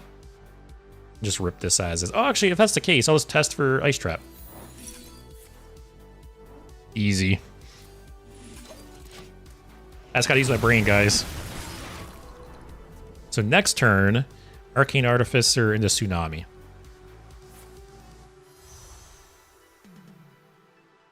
Huffer. Yep. Oh, Ayato says there's a small stutter. That's weird.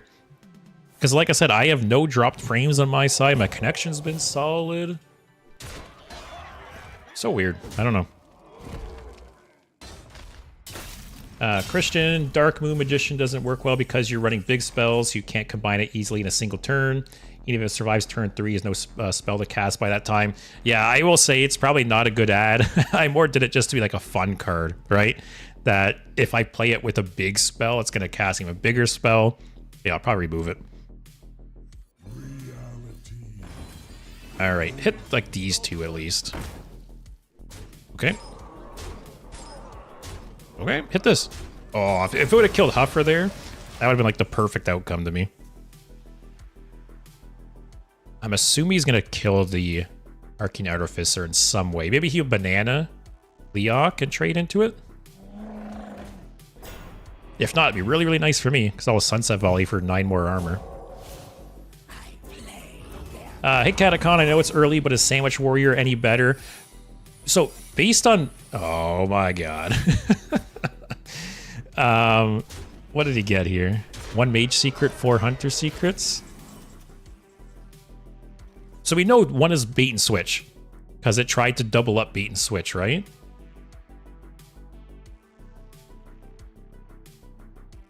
Man, there's probably a nice, what's it called? Ice Trap.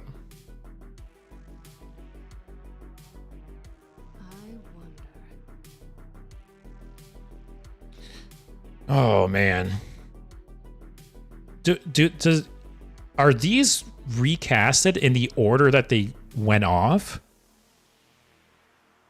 Does anyone know?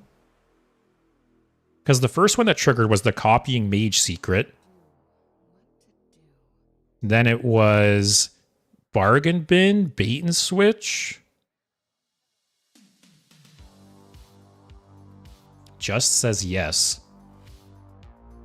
So is Ice Trap there then? Because it would be Summoning Ward, Bait and Switch, Bargain Bin, Explosive Trap. I think Ice Trap is the last one. Let's see. Yeah. Oh, it was the last one. Okay.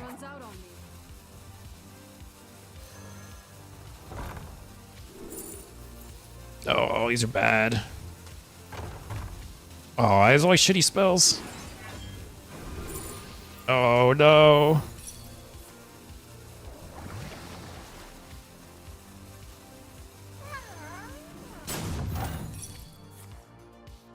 Okay, at least it's frozen.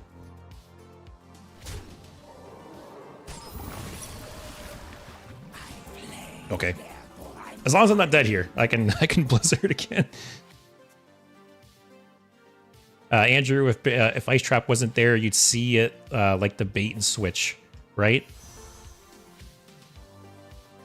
Well, I think I saw the bait and switch because it already, whatever, it already played a bait and switch and tried to play a second bait and switch. But I think Ice Trap only triggered once, if I'm not mistaken. Secrets are stupid. That's the moral of the story. Okay, so Catacon, yeah, Sandwich Warrior. So I think Sandwich Warrior will still be bad. And I don't think a mana change is going to make the Rye Cleaver good. I think the Rye Cleaver is just fundamentally a bad card. You know, in my experience, what happened more often than not with Rye Cleaver is you would play Rye Cleaver and you'd get the piece of bread and you just wouldn't draw any minions. Or you'd already have minions in your hand, like to the left of the bread, right? So the change I would like to see is changed Rye Cleaver so when you play it, the battle cry puts a piece of bread on the left side of your hand. So if you have any minions in your hand already, they'll be included in the sandwich. What's Rogue playing? What is Rogue playing? Oh, it could be like Thief Rogue, right? They just got some buffs. I'll keep these. But yeah, I think if they change the bread to go to the left side of your hand, the Rye Cleaver might be competitive. Not like tier 1, I don't think, by any means, but like tier 2 or something. I think I'm going to play this just to get it on the board. If I could draw a big spell for King Tide, that'd be nice. King Tide on 4, big spell on 5. Catacon, I think a big warrior would be okay with that change. And if you had minions that are a little more impactful. Yeah, that's part of the problem too. Kind of like Big Demon Hunter, where I think there's just not enough good payoffs. But Rye Cleaver would be cool. It would be nice if it was a good card, but yeah, I just don't think it. It seems very much like a meme card. But it's funny because it very much seems like Blizzard wants it to be played. You know, they've buffed it 2 times now. So it's like they want people to play the Rye Cleaver, but it needs more than a mana change.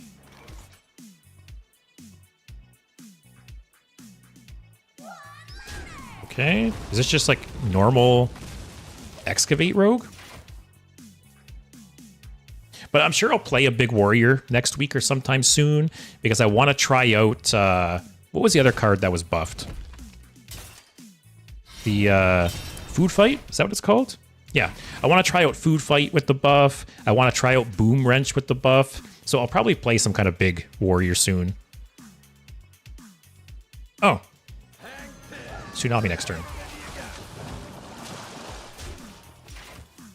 He's probably not going to do a whole lot this turn. Okay. I'm assuming he didn't get the damage one. He probably would have snap picked it, right? Oh yeah, I'll know. Except for spells. Actually, so funny for you. I have barely any spells in my hands. Normally this would be really bad for this deck, but I have like all my minions. But yeah, let's rip this. I should have attacked first, actually. Yeah, I wasted one hit there. Look at turn 5, guys. Typical turn 5 mage board. So he has reduced everything by 1. Oh, haven't seen that combo in a little while. That's fine.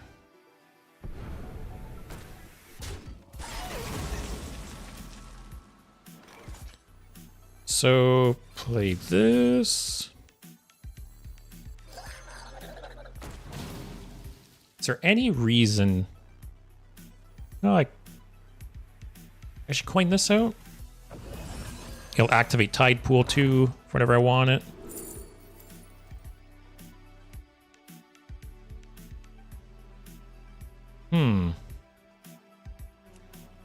I need 5 damage. Take the Light Show. Light Show's fun.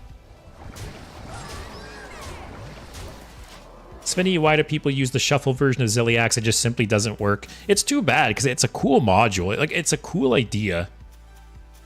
Like, I remember when Whizbangs first came out, like day 1 and day 2 of the expansion, I tried out the module because it's a cool idea, but unfortunately it is just too slow.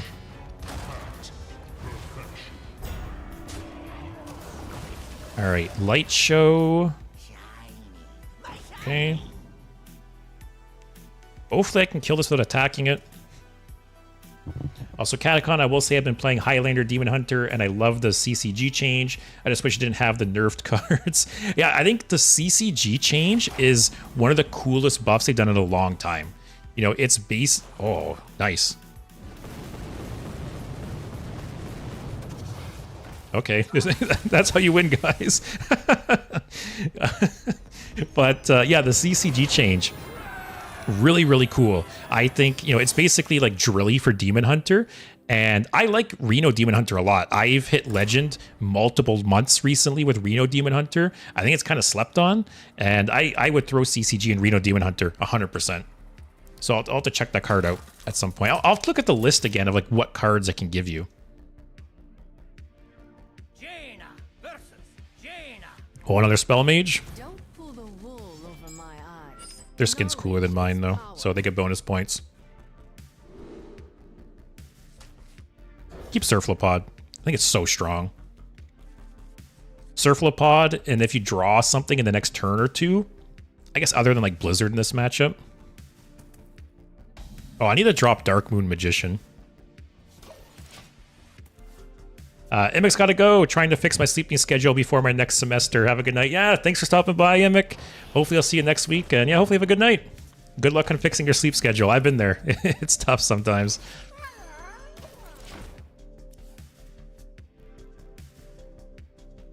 I'll probably just rip this on 3. Like I said, this sounds like a Yu-Gi-Oh card. Dark Moon Magician. Mine's fully broken. All right. Well, I'm sorry I wasn't helping with that because I know some of you guys, sometimes you guys tell me you're going to sleep and it's like 3 a.m. where you are. So I'm sorry I haven't made it easy on you. Oh, it's just Elemental Mage? That's boring.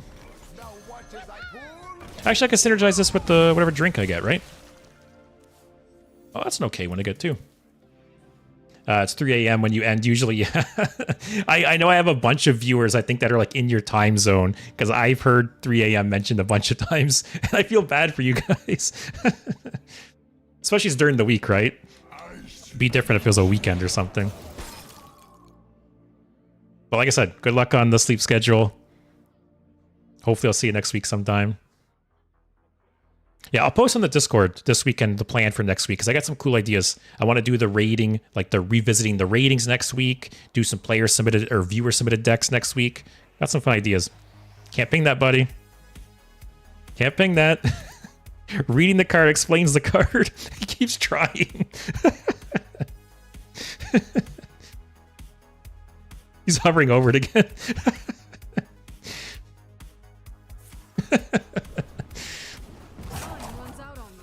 That's funny.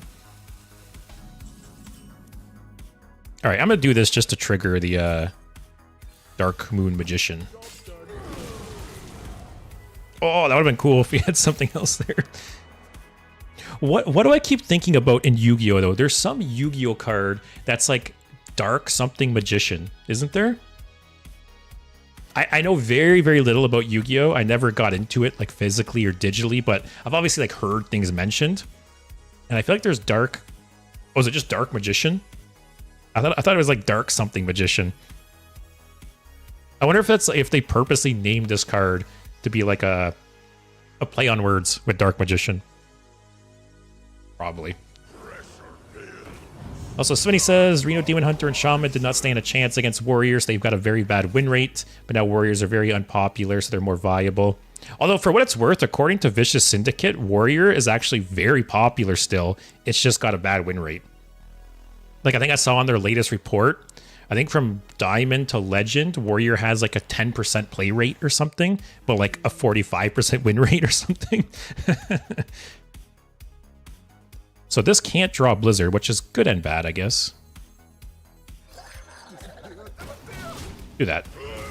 So more than likely, what do I got left? Just Tsunami and Sunset Volley?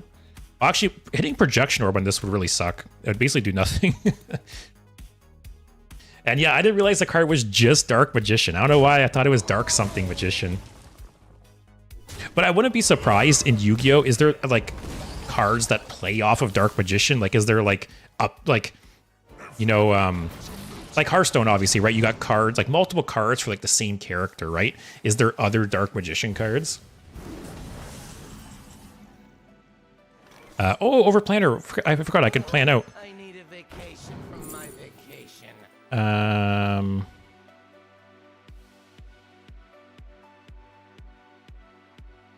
Take Tide Pools. Give me a big spell. All right, there's Sunset Volley. Take Khadgar. Also, wow, he's got... I wasn't even paying attention. He's got Incendious in his deck. Interesting. Okay. Also, Svinny, in the 3,000 to 600 Legend, I met only like 3 Warriors out of 80 games. Wow. Also, Steve says there's Dark Magician Girl. Okay.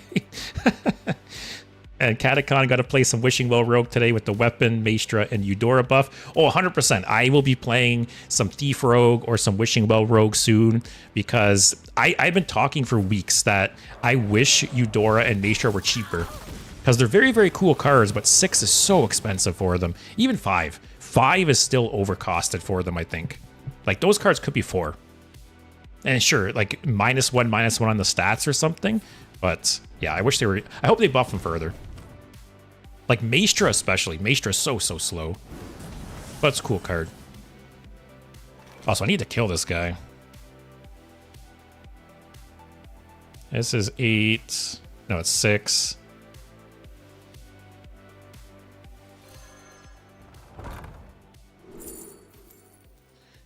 Oh, no.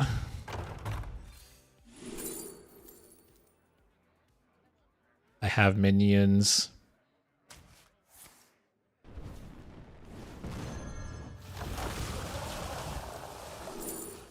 I don't know why I forgot that this guy just gets stronger just sitting on the board. Why did I ignore him? So my next draw is Sunset Volley, though.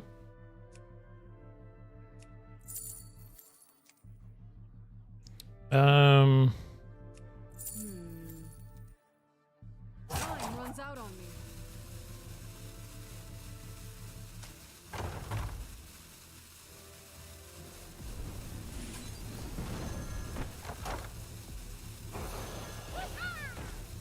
Trade in case he draws. Maybe I should have traded first. See what the. Doesn't really matter. But yeah, Sunset Volley will trigger next round. His eruptions will be at 4 damage, I think.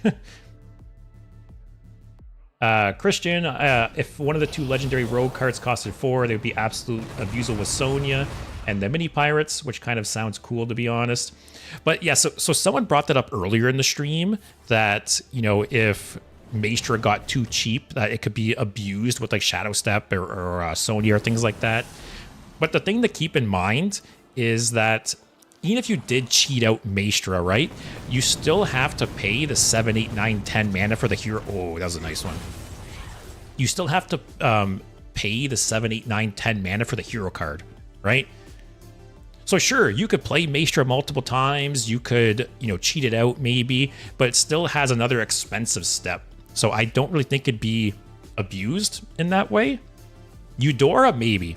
Eudora has, you know, a much better payoff, I think. So yeah, maybe if Eudora was at 4, it'd be too easy to like repeat and abuse, but I think Maestra would be totally fine. I think Maestra could be fine at like 3. You know, take like a big hit to the stats and put it to 3. I think it'd be totally fine. Also, I can buff up the Dark Magician.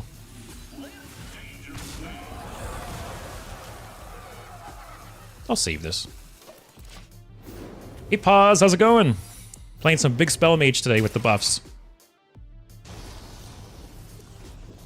So this guy has eruptions and bombs in his deck now. Also just says there's a Dark Magician deck, dark character. Sorry, what do you mean? I'm assuming you mean like there's multiple Dark Magicians. So what is this? Ice Barrier. Catacon's gotta go. Thanks for watching.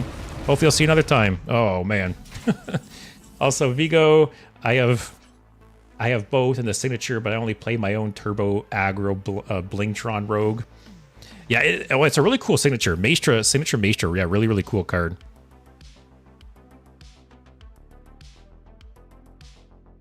What if I did...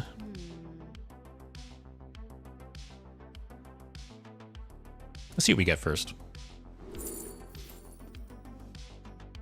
It's too bad this can't attack me to trigger Ice Barrier. I'd probably take another one. Keep me alive. Now what is I pull? Oh no. Don't do something like really bad. Oh, that's... Oh, it's the only spells left in my deck. I will... Wait, no, I won't overdraw. That's my last drink. Okay. I'll hit that. Lifesteal yourself and gain it back. That's fine. I kind of want to leave something cheap on the board, though, to trigger Ice Barrier and the second one in my hand. The only problem here, too, is this deck can just kill you out of nowhere with... I always forget the name. Flame... What's the stupid card that shoots you based on how many elementals you've played? Lamplighter. That's it. I always forget the name of that card. But yeah, this deck can just kill you out of nowhere with Lamplighter still, unfortunately, right? Yep, Svenny's got me. I don't know why I always forget that card. Okay. I think I play Tsunami to have a 10 in Projection Orb. Really wish I had Arcane Artificer right now.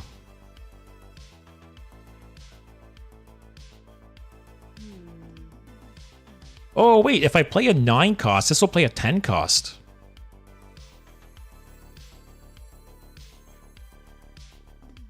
Oh, I can't target that. Oh, yeah, let's do that, though.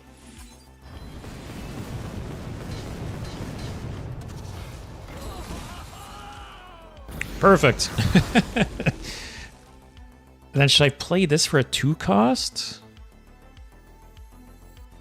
Don't screw me, man. Don't screw me, Dark Magician. Sure. God. So I think he has 2 eruptions left in his deck. 2 bombs, 2 eruptions. Although, like I said, Lamplighter could just kill me out of nowhere, unfortunately.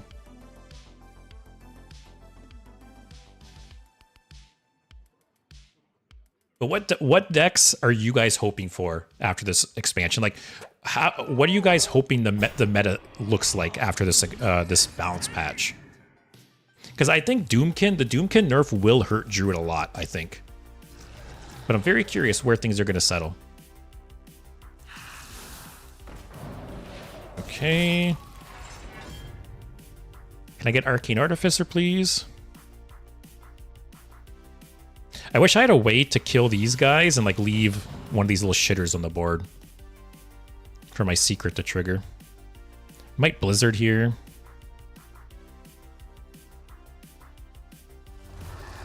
Okay. What has he got? Don't know. Caligos? Caligos into Blizzard?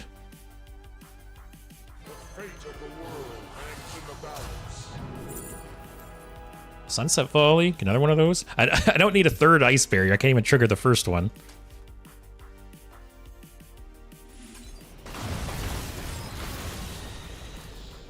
And then just kill this so he can't get too many buffs off it. Yeah, his Lamplighter might just kill me. Sure. His Lamplighter is probably able to just one-shot me at this point, which is really annoying. What great Yeah, I'm dead.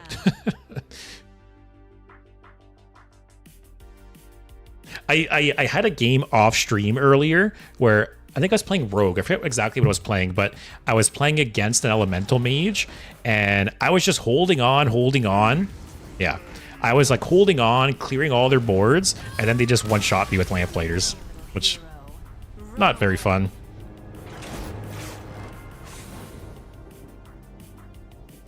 Oh well, I needed, you know, the ice blocks or ice barriers just weren't being triggered, and I wasn't drawing the Arcane Artificers. Which, that's what happens. You need to keep your health total high in that matchup, unfortunately.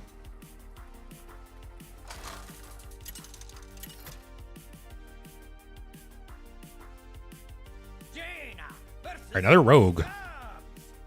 I would expect to see a lot of rogues right now because of you got multiple buffs, right? I kind of like this. 2, 3, 4, 5. I'll keep it.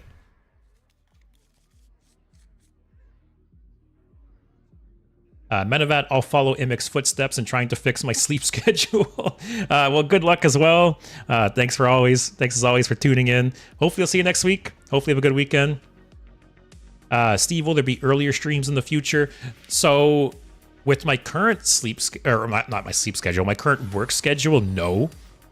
You know, I finish work at 5 p.m. and then I start streaming an hour later, because ideally I would love to, I stream at 6 p.m. Eastern time, right? I would love to start streaming at 5 or even like 4 o'clock Eastern time, but with my work schedule, it's just not possible. And that's why sometimes when I have like holidays and stuff, I do start a bit earlier. But yeah, so on one side, no, because of work. On the other side, I am actively looking for a new job. I've been applying. That's why I have a lot of stuff I feel like going on in my life right now. I'm trying to buy a house, trying to find a new job, lots of changes. But yeah, I'm trying to find a new job. I keep applying for stuff all the time. And who knows, if I get a job that has a different schedule, you know, my stream schedule would probably change as a result. And I would like to stream earlier if possible, as I mentioned. You know, I applied for this one job that I haven't heard back from yet, but they have potentially midnights, which midnights is like my favorite schedule I've ever worked. I think midnights, it depends on the it depends on the person, but like I feel like for some people midnights is great and sometimes people hate it. But me personally, I loved midnights, and if I worked midnights again, yeah, I could start streaming much earlier. What do you do for work? I manage the customer service for this company that deals with like scholarships and stuff for grade school and high school kids. All right, we gotta rush this guy down.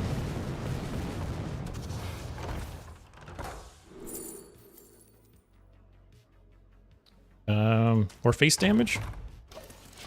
Night shifts are great. Yeah, it was a factory I worked in, and the factory had rotating shifts. So you would work like a couple weeks of days, a couple weeks of afternoons, and a couple weeks of midnights. And my first, first round of midnight shifts, I was like, wow, I like this. I feel like I had a good schedule and it just worked out really nice. And I said to them, because midnights is like the least desirable shift. And I said, hey, if I volunteer to like take midnights, can I just stay on midnights? And they're like, yeah, sure. So I went on solid midnights for months and I loved it. And I've always wanted to go back to midnights. So when I saw that the job I applied for had rotating shifts, I thought the same thing. Like, I'll volunteer to take midnights the whole time if possible. What to do? Goddamn healing.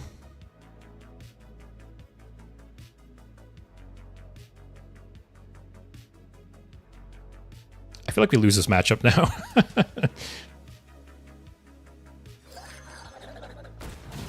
I think next turn I'll play Overplanner to guarantee like a tsunami, a free tsunami. Vigo, what's your job? Yeah, as I mentioned, yeah, I work in the customer. I manage a customer service department. Just graduated, trying to find a job. What'd you graduate from, or with? Like, what kind of degree? Ayato, maybe add Inquisitive Creation if you got to change any cards. I keep forgetting to take out Darkling Magician. Someone try to remind me at the end of this game to make the swap, because I keep forgetting. Wow, that was a good card for him to get too. Alright, give me a Tsunami. From my vacation. I don't really want Blizzard. But I can pick another. Okay. And then Caligos. So next turn, I draw Blizzard, it triggers, and then I'll play Surflopod, then the next turn, draw Tsunami, and it triggers. I think that's what I'll do. Oh, these increases are so annoying.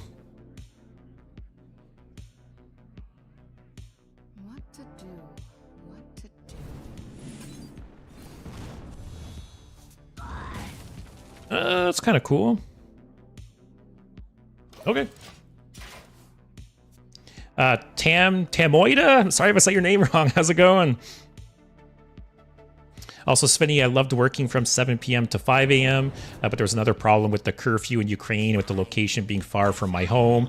Yeah, when I worked midnights, I started at 11 p.m. and I finished at 7 a.m., I think. And see, here's the problem with midnights is I know so many people I worked with, and even to this day, I know people who work midnights and they'll finish at 7, 8 a.m. or whatever, and they'll go home and they'll just like play video games or they'll chill and they won't go to sleep until like noon. And then they wake up at like 8 p.m. and then they start working a couple hours. And I feel like that's the wrong way to go about it. Like, you have a little bit of time before and after work, and I feel like it's not enough time to like get things accomplished, right? Oh, I forgot to withdraw the Tsunami. Oh well.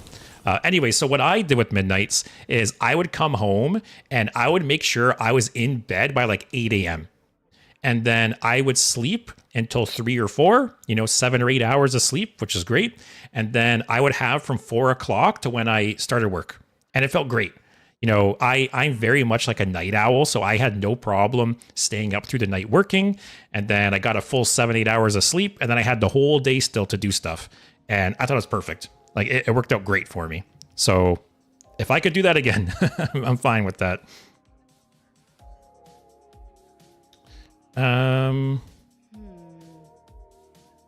Actually, what if I do this? And then next turn I can Caligos Sunset Volley with the spell damage increase. Let's do that. Temoida, fine. I'm Italian. Sorry, my English is not too good. Hey, I have a lot of European viewers, so you very much will fit in. Like, you know, people all the time mention how it's like 2 or 3 a.m. when I'm streaming for them. So, yeah, lots of European viewers, people Middle East, all over the place. Vigo graduated construction/carpentry. Oh, nice. I would assume won't have too much of a problem finding a job with that. Andrew, won't you draw Blizzard and Tsunami next turn? Yeah, I keep forgetting that when it's cast when drawn, that it draws the next card too. So I screwed up there. Also, Spinny, the curfew ends at 5 a.m., but the transport starts its work later, and I spend too much time to get to and from work. That is rough. I've worked places, you know, where it, like before I drove, I guess, you know, and I had to take the bus and stuff. But yeah, if you have a job far away, it's rough. You might spend like 2 hours commuting each day, right? Like an hour there, an hour back. Okay, that helps.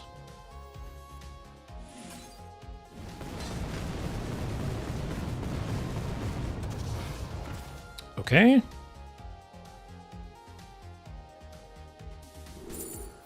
Ooh, that's huge.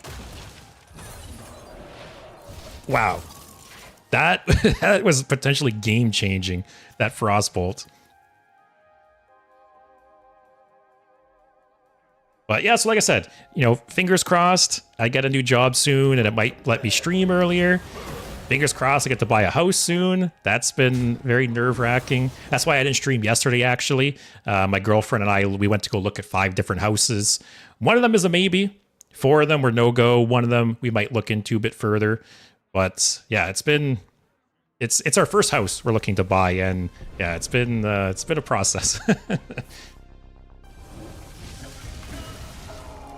Vigo also wants a night job. Nice. Everyone here is liking the night shift. Wow, that was a nice Thistle T hit.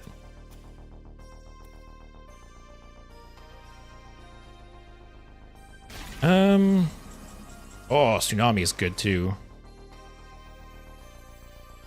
So the only problem is Tsunami is going to kill this, and I'll have a 2/2 still. So you only need 4 damage to kill me. But I really need to freeze his face. I have to risk it.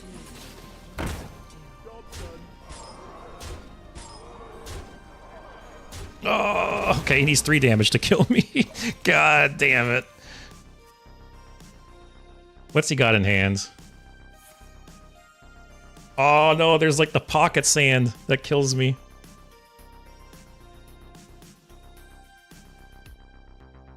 Oh, don't target my face. Okay, okay. Is he BMing or does he not have lethal? Does that kill me? I don't even remember what he played. Hit his own thing. Okay. Oh, God. Where did that even come from? He played that earlier?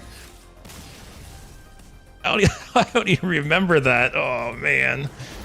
All right, I gotta take the Dark Magician out. I keep forgetting. Also, Tamiota, sorry if I ask you, could you help me do a mission that I can't finish? It's about kill a hero with the mustache. I didn't understand how to do the mission to kill with the oil. Maybe as you seem very good, can you help me? Sorry, I'm assuming you're talking about an achievement? Which one are you talking about?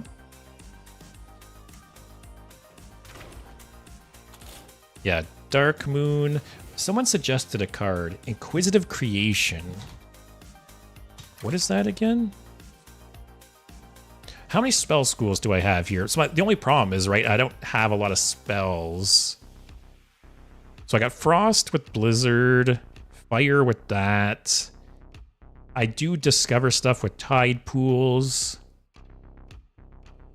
I think it's risky.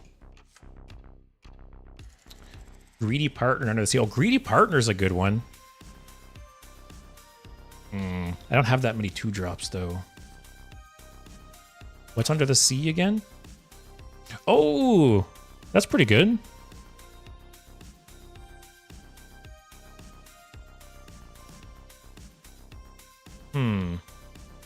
That was Surflipod would be cool. Temoida, I'm assuming you need help with like an achievement? Is that what you're talking about? Like... Nope. Like these? Have a single Dark Magician cast 12 mana worth of spells. Cool. Have you used Pupil once in all the matches? Seems bad. You are right, too. I think the Pupil's a little slow because it's only big spells, right? So that's probably worth a cut, too. Nomelia. Nomelia's not a bad option. So I don't want spells. That's the problem here. Keyboard, I don't think is worth it. Audio Splitter, I think is too slow. What else do we got? Dark Moon Magician, we just took that out. Actually, this guy is maybe okay. It's a tentative addition. Is this guy worth it? I don't think so. He was just buffed, though. What else do we got? Do I want to put like an Excavate package in? I probably could squeeze an Excavate package in. But is it worth it? How did I forget to put Star Power? Star Power worth adding? Pupil sounds good for greedy matchups only, for sure. And most people are playing like fast aggro decks, right? So yeah, Tide Pool, it's too optimistic, I feel like. It'd be, yeah, too greedy.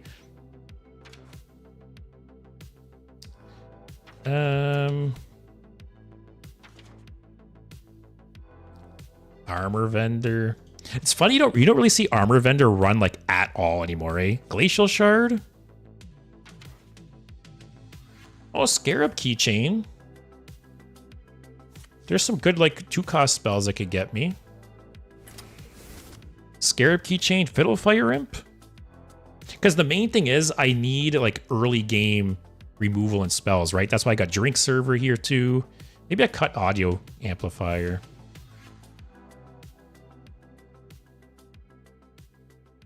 What else do we all mention? Nomelia. Oh, yeah, Gorgon Dragon. Yeah, Gorgon Zormu. Let's try that. And yeah, Temoida, which achievement were you talking about?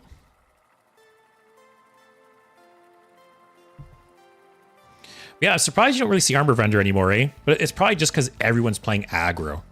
And of course, the aggro decks aren't going to run Armor Vendor, right? But there was a period of time where I feel like every other deck was playing Armor Vendor. How the mighty have fallen. Speaking of how the mighty have fallen, let's see how Druid does. Knowledge is power. I'm very curious if Doom can be run still. I don't think it will, though.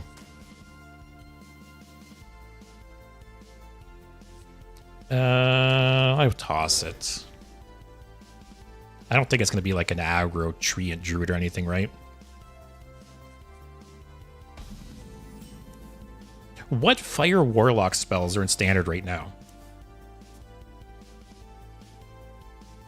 So we got Warlock, Spell School, Furnace Fuel, Eat the Imp, or Hellfire. Man, it's too bad like Immolate isn't still Standard legal. Immolate, I feel like would be so good against some of these combo decks. Sure. Vigo, it's with the draw, a 5-cost, give it a mustache. Oh yeah, isn't there an achievement? Is that what they're talking about? Killing your opponent with a mustache minion? Oh, it's a try and smooth out the draws. Haven't got to play DJ Mana Storm yet.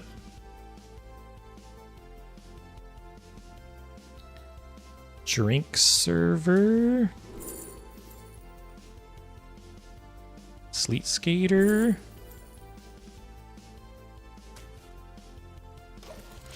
So probably turn 4. We'll see what he does. If he pops off with like a bunch of the refreshing mana guys, I'll probably King Tide, then Blizzard turn after. Also, Tomoida, there's a goalie to kill the enemy here with the card with the mustache. Yeah, I'll have to look into that after this game. It's funny, I don't really like achievement hunt too much in Hearthstone, but I know a lot of people are into it. Alright, I guess I'm not... Alright, guess we'll save it. Firelands Portal, eat the imp. Maybe this isn't worth it. The Fire Warlock spells are kind of shit. Also, Andrew, I think Doomkin will still be run. The 1 mana Doomkin Puppet Master gets you curves into the 7 mana Doomkin. Plus, what's its cutoff? Oh, plus the wand can give you a 0 mana Doomkin still. Card is still good in my opinion. Yeah, we'll have to see. I'm very, very curious.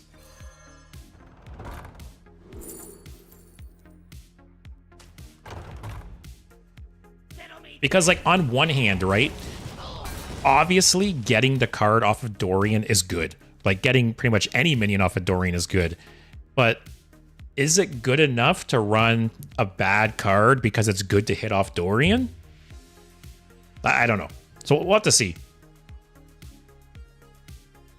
I feel like initially no one's going to play it. And then maybe some higher level or pro players will realize it's still good and it'll creep its way back in.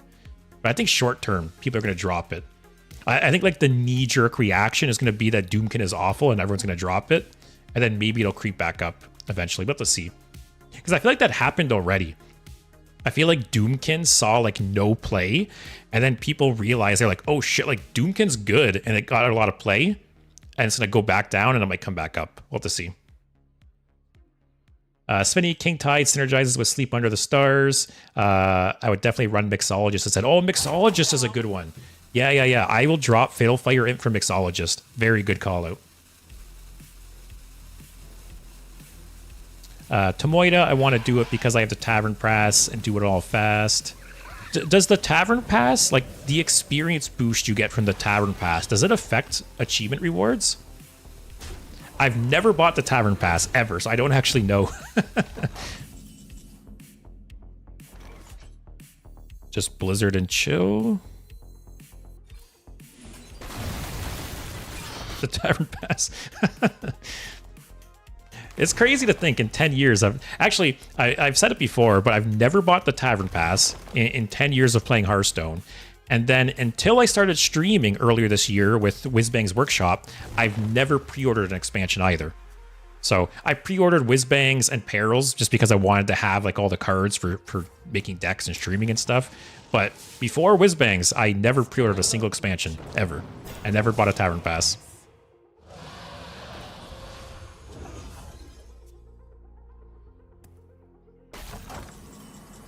Tomoida.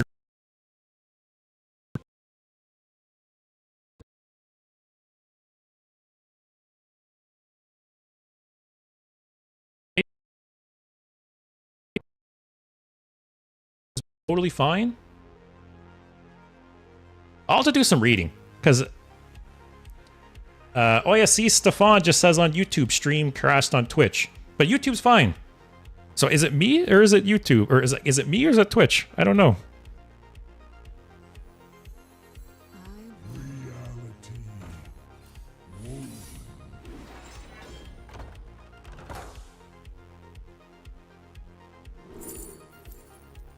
These all kind of suck.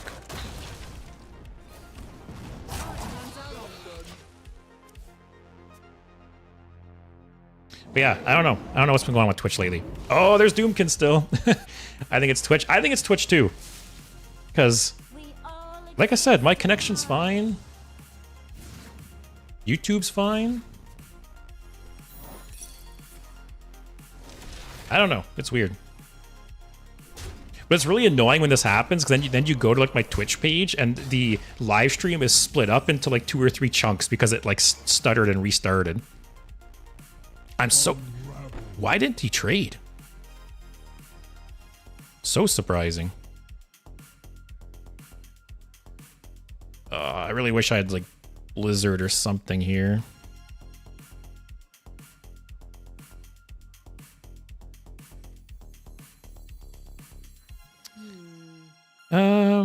This is more.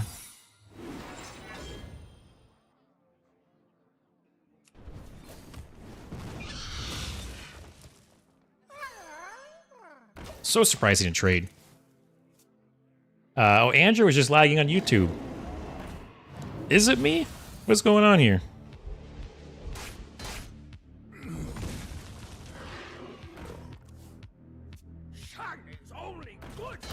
I'll have to double check. Oh, am I just dead? Oh, there's another Doomkin.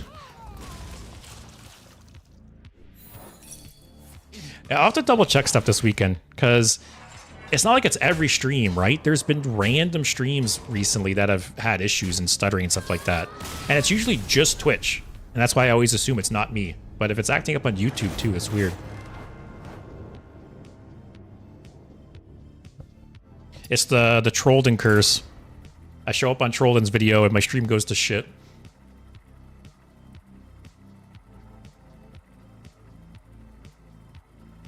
Also, I was just talking shit about Doomkin, and yeah, double Doomkin.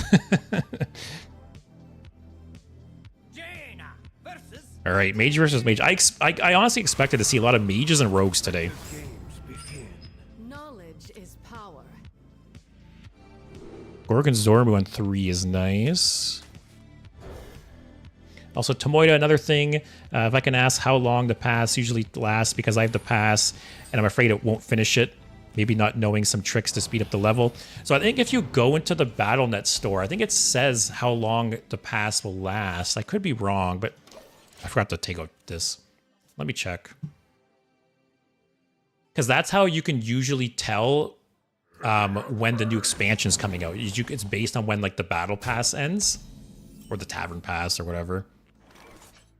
Let me see. Oh yeah, November 5th. So if you go to the Tavern Pass in the store, it says available through November 5th. So that's when the next expansion comes out. So you got a lot of time. You got a bit over 2 months still. And then, yeah, I believe Imik said the new mini set will be announced next week, I think he said.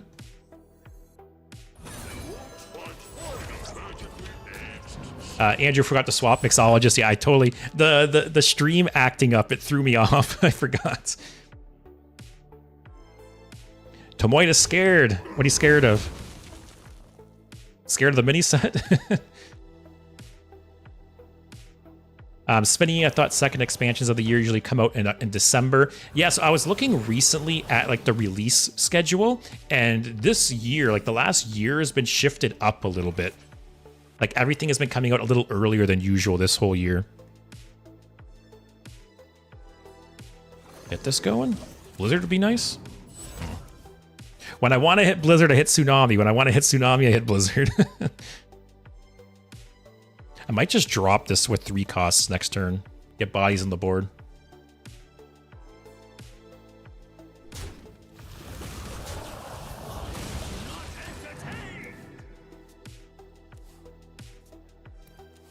Okay, kind of a slow turn for him. Spinning the third one's not the second one's, but still. Yeah, no, like you are right. Like I said, if you look at historically, when expansions come out, it is shifted forward a bit this year. Also, I'm just going to do this. Yours? Nope. It's not awful. Like, I'll bring it up. Let me see if I can show you guys.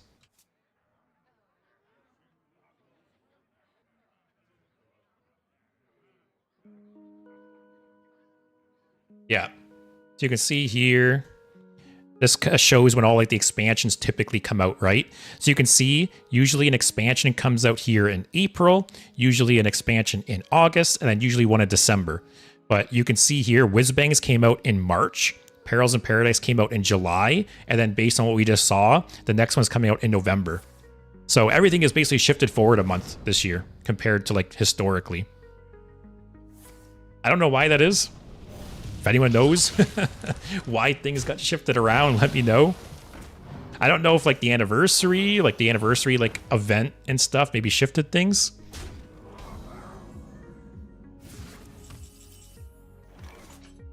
Man,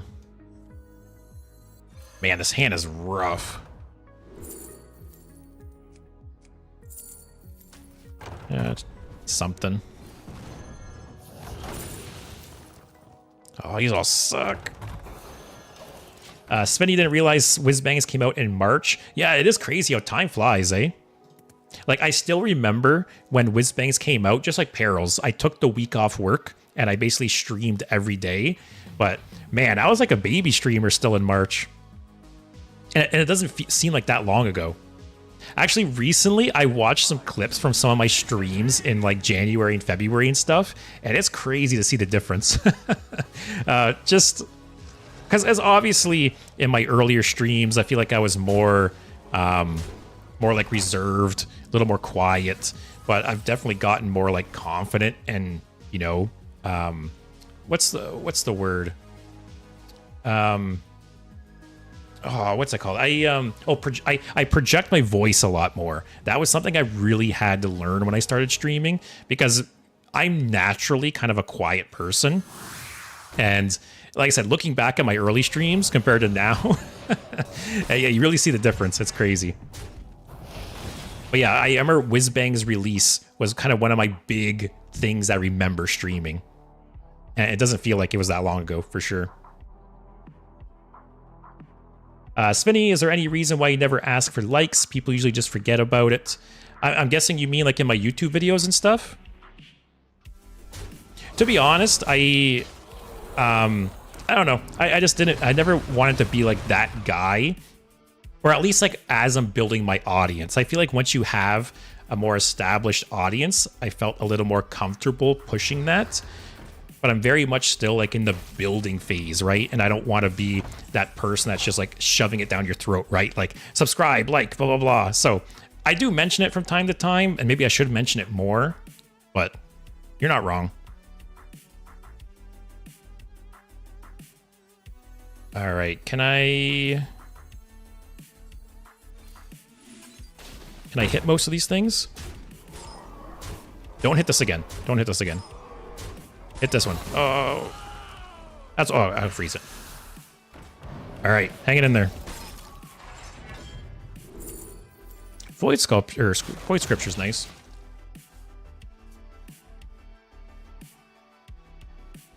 But yeah, I have heard people mention on YouTube that, you know...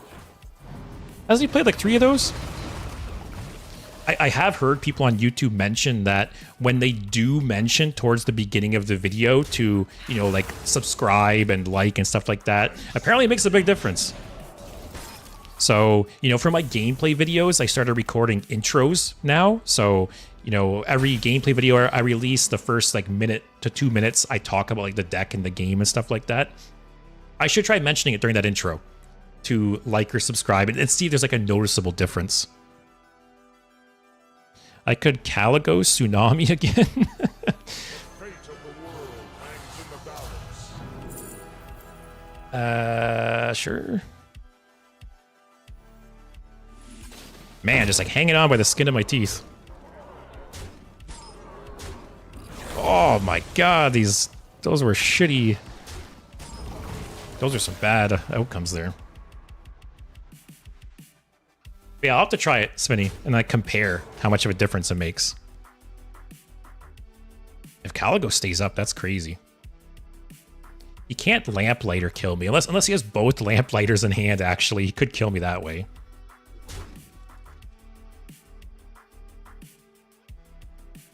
Yeah, I'll probably free Sunset Volley, then Void Scripture. Man, how often do you see Caligos live a turn? Caligos...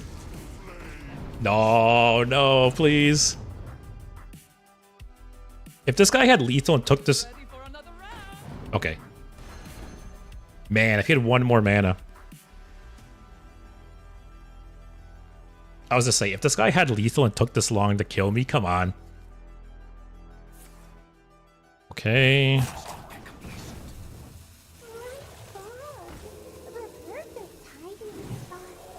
This is the only problem with Mage right now, unfortunately, is there's not a lot of ways for mages to gain like armor right now. You know, Cold Case was such a good card before it rotated, but you pretty much have like Arcane Artificer, which is kind of situational. You have Sleet Skater, which is really, really good, but mages can just die to like chip damage. And there's so much chip damage in the game now, it's actually crazy.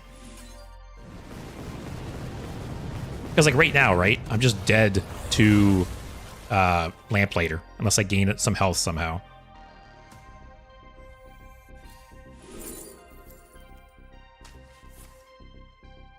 Like, what even saves me?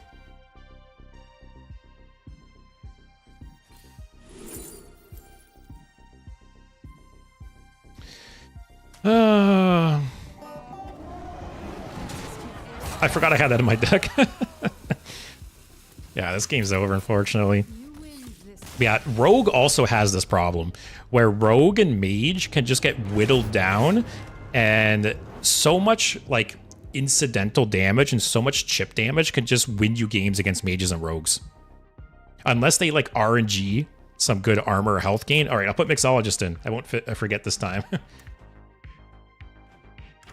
Also, Svenny, yeah, people just forget to subscribe, and if you mention it, it might help. I think so for sure, too. Oh, yeah, drop this. Which, because especially, right, my custom Hearthstone videos, right, typically get 2,000 to 4,000 views, but I only have 1,000 subscribers. So that's always funny to me. How many more people view the videos than subscribe? Or usually, like, my tier lists get a couple thousand views. My top 5 videos usually get a couple thousand views. So I maybe I'll experiment and I'll mention it some video. Maybe my next custom Hearthstone video, at the beginning, I'll have to mention subscribing and see if it makes a noticeable difference. Watch I just get a shit ton of subscribers. It makes a huge difference. I'll keep this combo. I'll keep this just to drop on 1 to contest the board. 1, 3, 4. Need a 2-drop, if possible.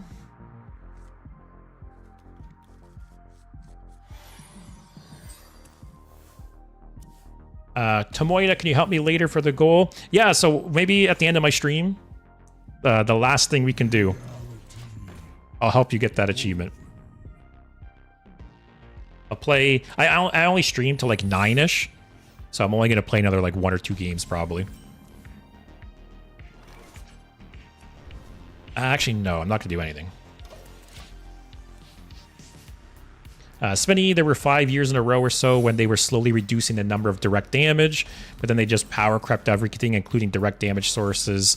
Yeah, that's the thing. There's so much like incidental damage now, right? That you can just chip away at people so easily. I'm guessing one of those is hidden meaning, but who cares? Okay.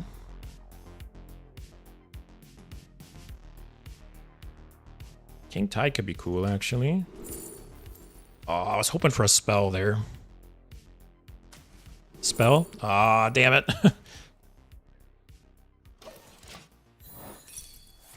Oh, yeah, it was hidden meeting. Oh, that's an interesting one. Tomato, it's late, so if I go to bed, maybe. All right, well, if you're still around, we can do the achievement. If not, I stream every Monday, Wednesday, Thursday. Next week, I'm going to be doing a viewer deck stream. So it's where, you know, people submit decks to me and I play their decks. And we can always do it then, too. Have to let me know.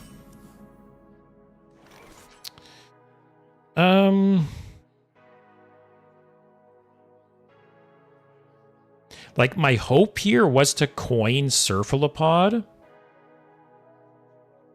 But I'm not drawing a spell for the next 2 turns. I could coin Cephalopods, then next turn play Watercolor Artist, and it'll trigger off that.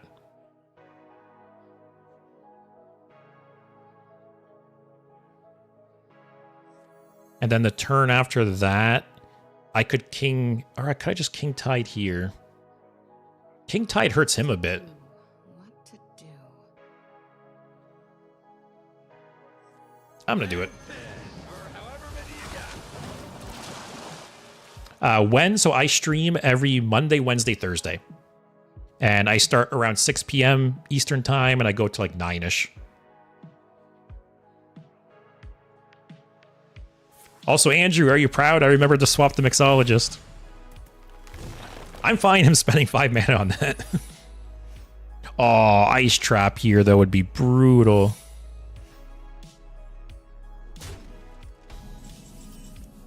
I have to try, though, right? Ah, you bitch. It was the first one, too. God damn it. Wait, will that Tsunami be 11 mana now? I'm just never going to play that Tsunami.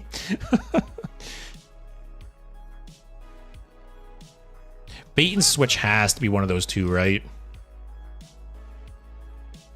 Actually, if it's bait and switch, is fine. Okay, that's not bad. So hidden meeting is definitely one. We'll see. Oh, Tomoida heading out. Yeah, thanks for watching. Maybe I'll see you next week.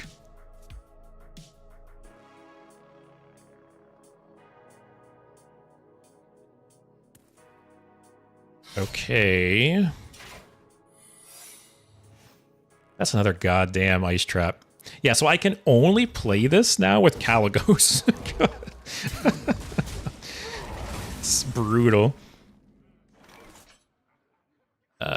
Shit.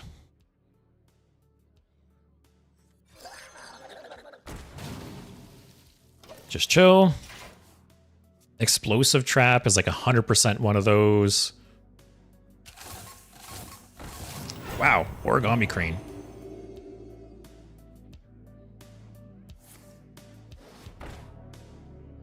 Some interesting inclusions here.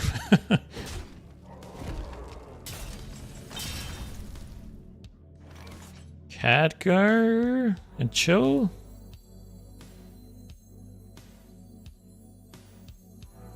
Actually, test for bait and switch again.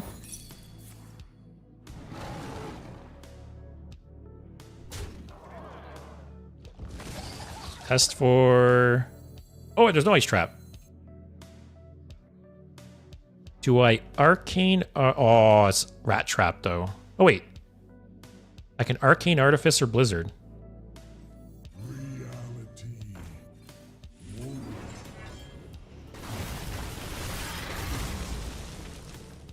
Yep, okay.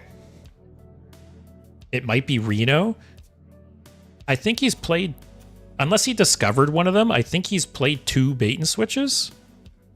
But one of them might have been off the trap spell. I can't remember.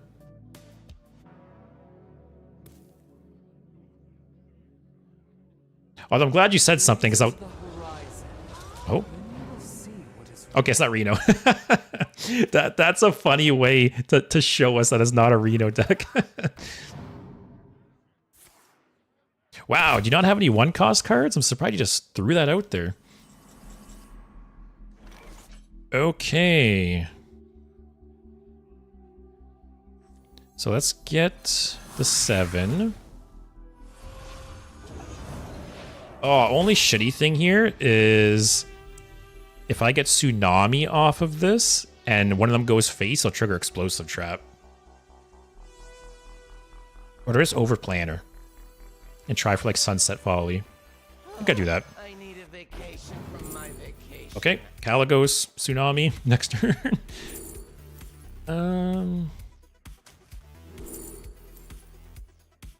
Where are those Sunset Volleys hiding? Hey, having fun yet?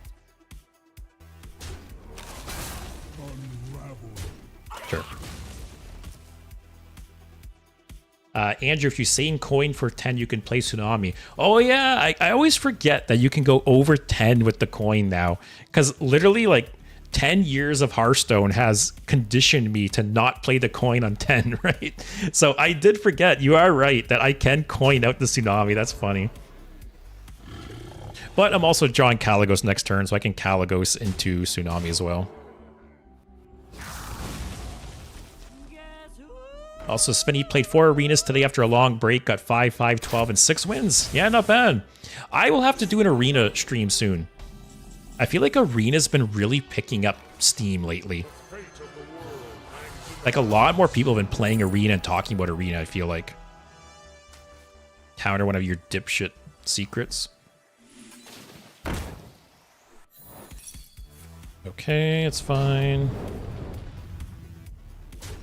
We're at 32 life. We're in a really good spot. He's frozen. He can't attack with the weapon. Oh, I forgot. Actually, whatever. Do this. I forgot about ice. I don't know why I thought I played only one card there. Also, Spinny have a Phelan adventure stream soon. Yeah, actually, I think on Monday I talked about that. I was talking about playing some of the solo adventures soon, and I mentioned that. Yeah, you mentioned the Phelan's adventure. So yeah, it's very much on my radar still. So yeah, lots of ideas. Got an arena stream, possibly multiple arena streams soon. Got some solo adventures, viewer decks. Got a bunch of stuff. Oh, secrets. Secrets. Although Caligos is still up. Although it doesn't matter. I have no spells in hand. What's my next draw? Drink server, I think? Oh. You know what I'm so surprised is the deck tracker doesn't track what you pick with Overplanner. Wonder why that is. So if I played this, is my Surflopod active still? I can't remember. It's a kind of a bug. Yeah, it is weird. You like, I don't know. It tracks when other things are on top of your deck. Draw an arcane spell. It'll draw orb. Oh no, it'll auto cast the orb. I don't want that. Take another counter spell.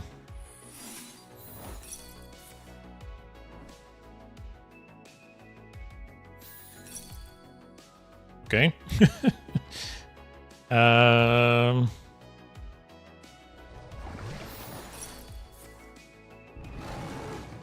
So many stupid secrets. I'll just leave that, I think. So I will trigger... Yeah, that's fine. I'll just freeze it.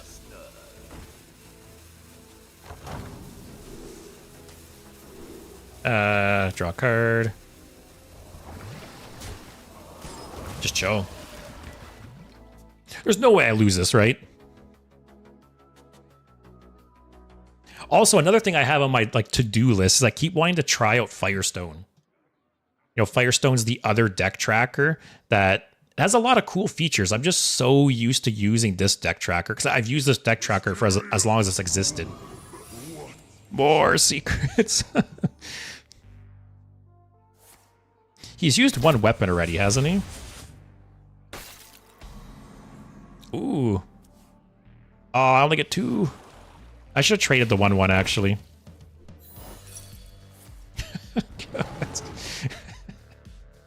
so many secrets triggering.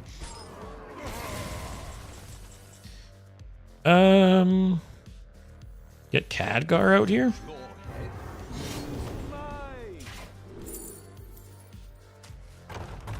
Kind of sucks using the free Caligos spell on like such a cheap spell. Of course.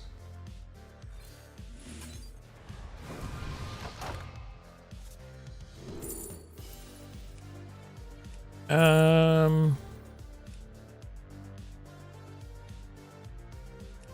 don't think reverb matters. Just take light show.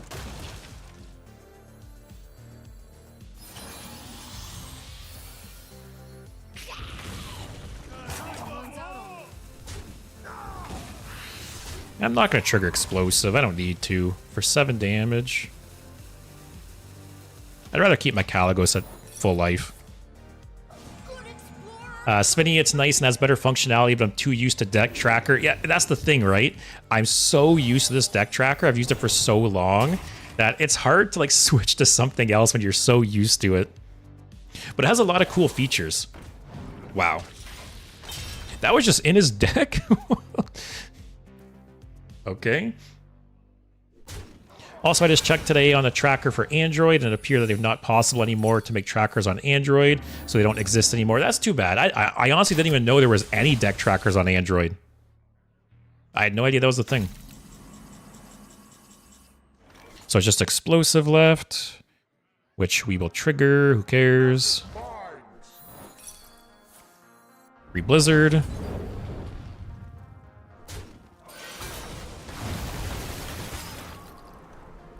This draw is nothing.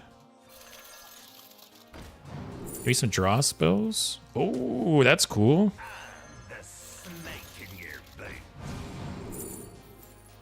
What's he got in his hand? A beast?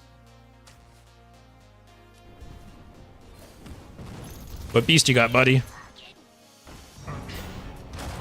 Oh, I was not expecting that. Shit. What an interesting version of Zilliax to run for this deck, too. Oh well. I still think I'm fine. Tin says Hearthstone barely runs on Android. I feel like it barely runs on PC as well. Like, I very much have a good computer, and I feel like Hearthstone stutters and freezes all the time. It's actually crazy. But small indie company, guys. What do you expect? Ooh, I'm running out of steam a bit here.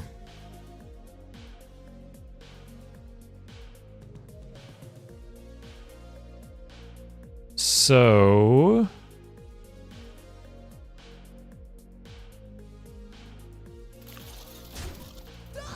okay, you go there. I really want to freeze his face. Hopefully no explosive. Just quit, my dude. You lost this game.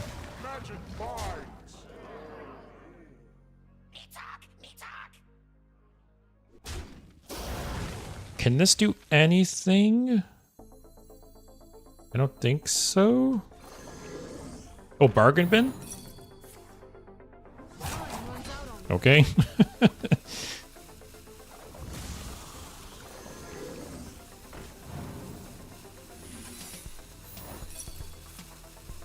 Oh, it's fine. If I lose this game, I'm uninstalling Hearthstone. Christian, for real though, Hearthstone's engine is really at its limit considering all the hacker attacks as well. I wonder if they'll do something drastic about it. Knowing Blizzard, I doubt it. But yeah, 100% Hearthstone could... there's probably so much spaghetti code behind the scenes that there's just no fixing it at this point. They're too committed. Wow. Oh, that was a bad draw, though. Oh, no.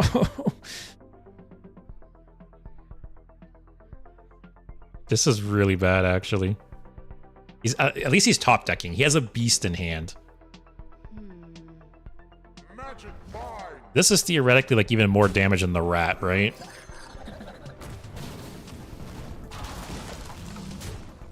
He's 8 damage to kill me. But my next spell, it auto casts and I get a copy of it. And I have a counter spell up. So if he gets some secret or some shit. Okay, that's not bad. Wow, this guy's deck is weird. It almost seems like a Reno deck, but it's not a Reno deck. All right, give me Sleet Skater. Give me... oh, God. Oh, no. I really just lose? I just said I was going to uninstall the game if I lost this game.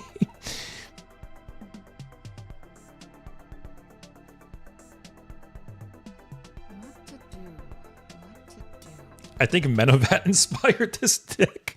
Yeah. I'm so curious what this beast is in his hands. How did I lose this game? I literally played 2 over planners and never saw a sunset volley. I wonder.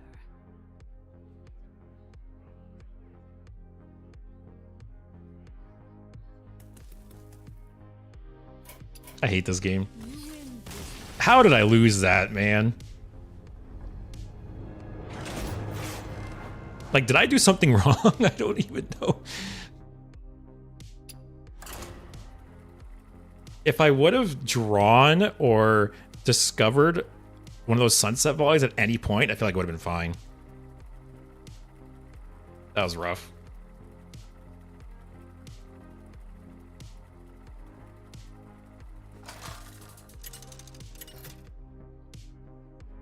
Me triggering that rat trap was bad too. If I was paying attention, I probably wouldn't have triggered the rat trap. That was my demise. The rat trap did a lot of damage towards the end. I just wasn't really paying attention to triggering it. Shaman. Are people playing that like token evolve deck still?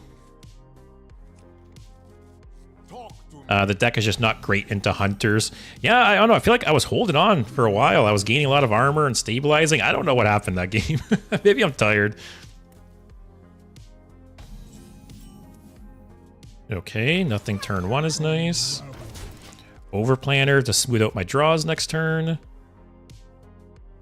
I really ran out of gas though, because I was just top deck mode and there were so many good draws and just wasn't getting the good draws.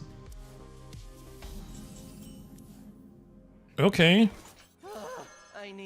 So I want a spell on the third pick because I will draw turn 4, draw turn 5, play Surfalopod, and then draw the third card.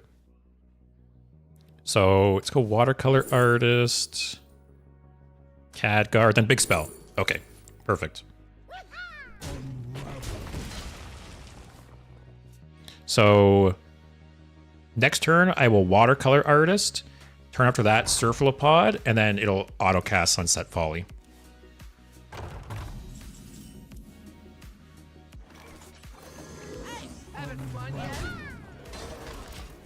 Don't know what this guy's playing, though. Seems like maybe Reno Shaman?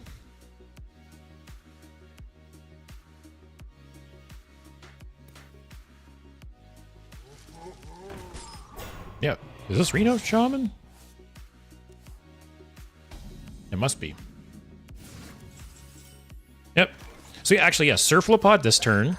Next turn, I will draw and play Sunset Volley and play Khadgar. And he just traded the Viper away, so that's a good sign for me. I'm just gonna kill this. I don't... just to be safe.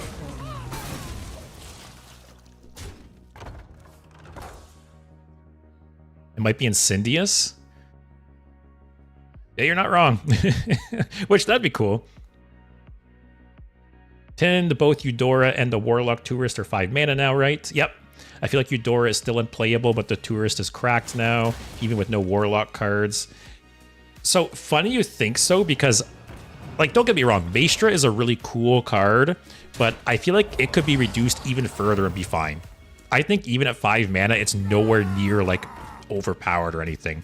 Like, I think Maestra could go down to 4 or even 3 mana. Simply because, you know, you still... when you play Maestra, you still have to pay 7, 8, 9, 10 mana for the hero card, right? I think a cool compromise would be if Maestra stayed at 5, but then gave you a mana discount. Also, how's this guy at 8? What is going on? If Maestra gave a discount to the card you picked. So if Maestra said, discover a hero card from the past, it costs 2 less. That would be a cool compromise, I think. Wow, that elephant just tanked all those shots.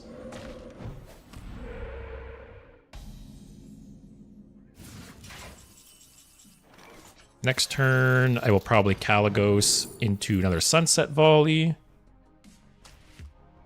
You don't pick the ones. I'll probably Flame Geyser that. Random Demon.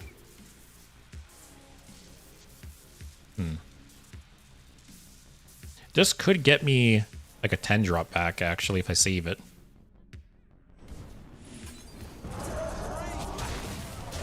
All right. But yeah, same with Eudora. Eudora, like 6 mana was so expensive for it. 5 is okay. I feel like Eudora could go down to 4 too. So we'll have to see. Maybe I'm wrong, but Okay. Okay. Man, some games... I don't know. I feel like Hearthstone is so swingy nowadays, like depending on how you draw. Like I had some really good draws there, where like the Surfer Pod into the Sunset Volley and stuff, and it's like some games just feel like they're like on easy mode. It's crazy, and then other games it's like the opposite end. The opponent just demolishes you.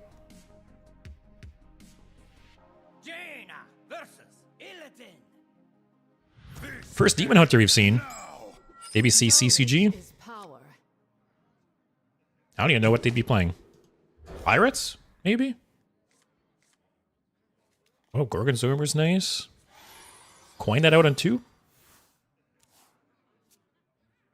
Coin out Gorgonzormu on 2, and then Watercolor Artist on 3? Wow, it is Pirates.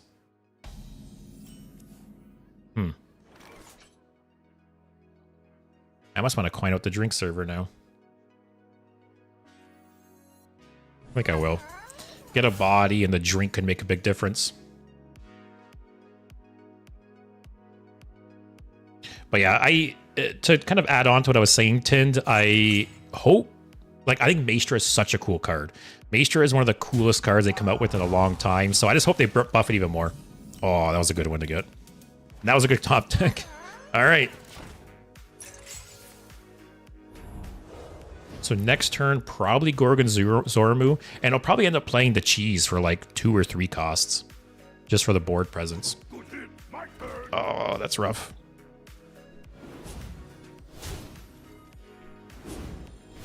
Oh man, that's really bad actually.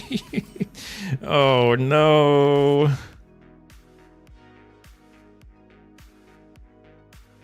I could, unless I play this once this turn and then clear next turn. That's what I have to do. Let's trade first, see what I get. Warlock Drink would be nice. That is probably the worst one I could have got.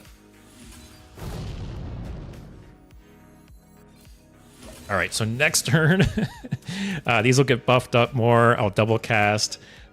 Man, getting that sigil into this card is like so good. That's what I was talking about, right? Like so many decks nowadays, if you have the right curve, like it's just insane. Like this is turn 4.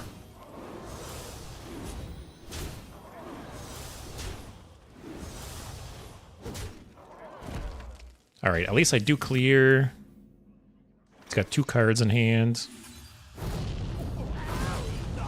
I'm kind of surprised he runs drink server. Interesting.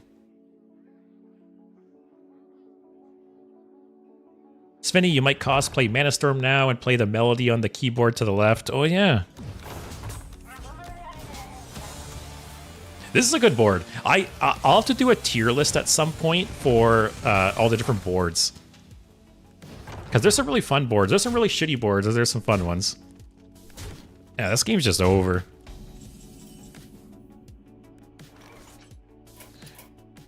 Fun game. Like I said, some of these aggro decks now, they hit the right like turn like 1, 2, 3, and it's just GG. Granted, my deck's kind of shit, but still. There's so much damage on board on turn 3, 4. Tind, I kind of prefer the slower ones for when I struggle against control. Sorry, you just... What do you mean exactly?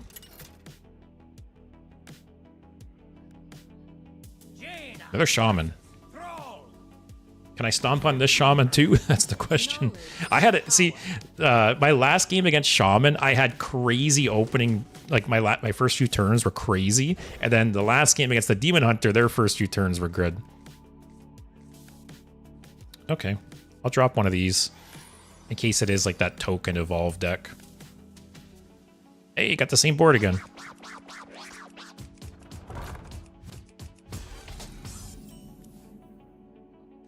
Oh, it is the evolve deck. I haven't seen this one in a bit.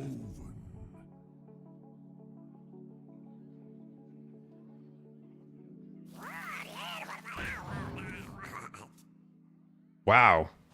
Just ripping the evolve right off the bat. Okay, that's not great for them.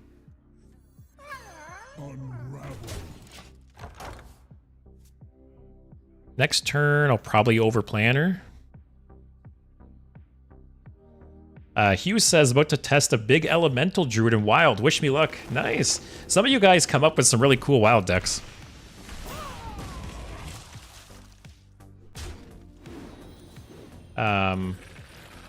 Oh, I totally missed Andrew's message. Maestra has a high roll issue. She's good when a strong / cheap hero card like Guff or Death Knight Hunter is gotten, but bad when the slower late game ones like Gul'dan and Jane are drawn. That's true too, right? I will say, I think out of every single time I've played Maestra, I haven't seen Guff once. I actually forgot Guff was even in the Discover pool until you mentioned it there. So maybe that's the problem. I have really bad luck with Maestra where I feel like I never get any of the cheap hero cards. But if you do high roll, like the Hunter or Guff, that is very different for sure. Wave of Nostalgia is 5, right? Give me like 2 damage to everything. Oh, will my Arcane Artificer survive?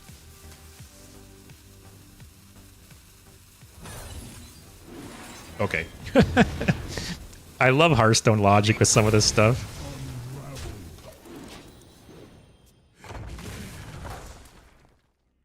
Smitty, do you know how to activate the board? You need to click on each of the 9 keys once. Yeah, I did it last game. I got this board twice in a row. Yeah, I like that board. That like activation there is one of the cooler ones for sure. I can overplan her here. Oh, he's probably gonna wave in Nostalgia, isn't he? He's getting the 3 pirates. Uh-oh. So what if I Surflipod? So next turn, I draw and play Surflipod. I want to spell for the next one. Yep, Blizzard. Then another Blizzard.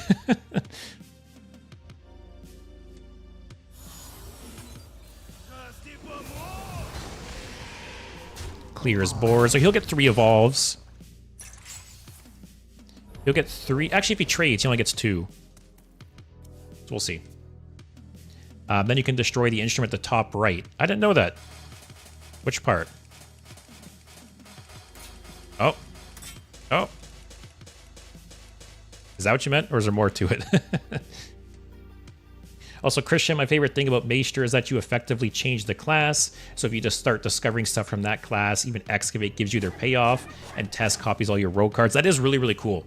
I had a stream where I played Maester Rogue, and the whole point of the deck was to change into a Warlock and kill them with the Excavate treasure, like the snake, or to change into the Death Knight Paladin hero and win with like the Horseman. So there's some really cool combos you can enable with Maestra 100%. All right, so I play this.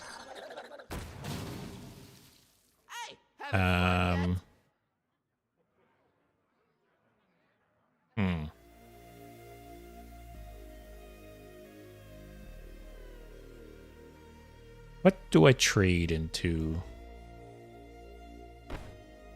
2 cost, 1 cost. Where are the 2 cost? Oh, and the speaker. Biggest drum. Oh. How did I not know you could break all this stuff? So that's the thing. There's some boards where you can't do like anything. And there's other boards where you can break a bunch of shit and it's great.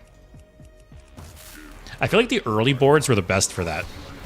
Like so many little things you can click on and do. Wow. Okay. You could change the tone of the guitar. Oh, I've seen that before. They click this button, right? Same with the keyboard. The keyboard, you can click this button, you can change it. There's a lot of good shit on this board, 100%. I just Tsunami again, right? So you can't wave. Or do I risk Khadgar? Khadgar. All right, let's gotta believe in Khadgar, guys. Cast Blizzard. Do it. Ah, Khadgar, you piece of shit. My favorite is the board from Perils. Yeah, the Perils board's really good. You're not wrong. And yeah, definitely Christian. I will have to do another Maestra Rogue stream because, like you said, there's so many cool combos you can enable with it. Like, because basically giving Shadow Step to other classes can just like break them, right? And that's the idea. But yeah, very cool card. As I said, I like Maestra a lot. Okay.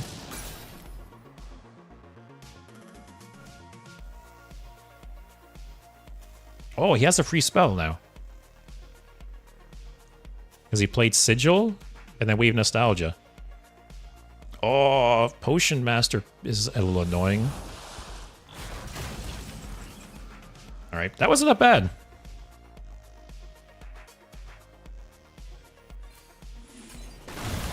He gets a potion. Oh, I should have done this first. I gave him one free potion. Oh well. Dude, play Blizzard! Alright, gonna Wave Nostalgia again. 10, they should put some of the old boards back into play. So they are. So in the blog post where they talked about, you know, not doing a board for Perils and some of their plans for the future, I feel like you kind of wasted that spell. Yeah, as I was saying, so Blizzard did say that they're going to add... Why are you doing it on a full board, man? I feel like that's such a waste. Anyways, Blizzard did say that they're going to rotate all of the old boards back into Standard. So at some point, they'll have every board in Standard. So yeah, there'll be a lot more variety there, 100%. All right, Khadgar, I need you to cast Blizzard, my man.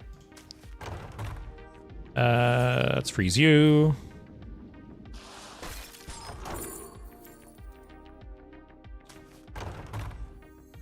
Sure.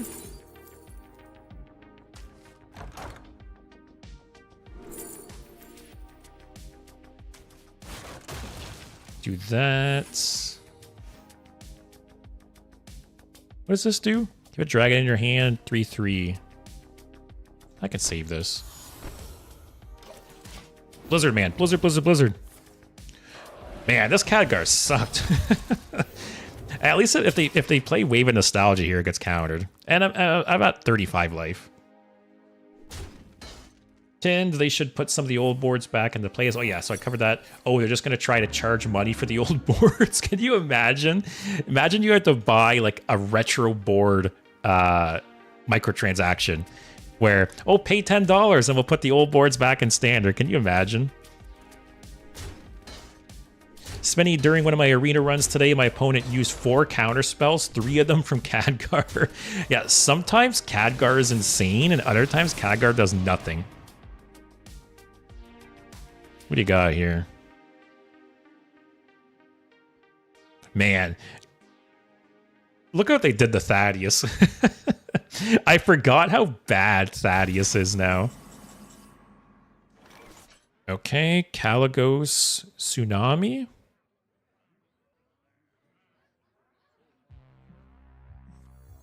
Unless I discover something better. Blizzard? Right, just get a free Tsunami.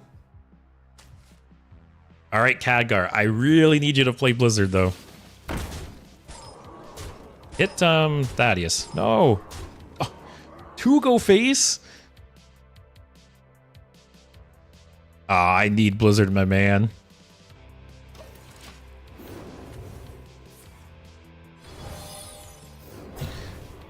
Oh, Khadgar, I believed in you. I'm still dead, right? This hits me, 18. Oh, I'm not dead. I am dead. God damn, Khadgar sucked that game. Also, 2 of those elementals hit his face. That was rough. Alright, one more. I don't want to end on a game like that. What's my win rate with this deck? It's probably not good. Oh my god. I've won 2 games and I lost 9. Oh man.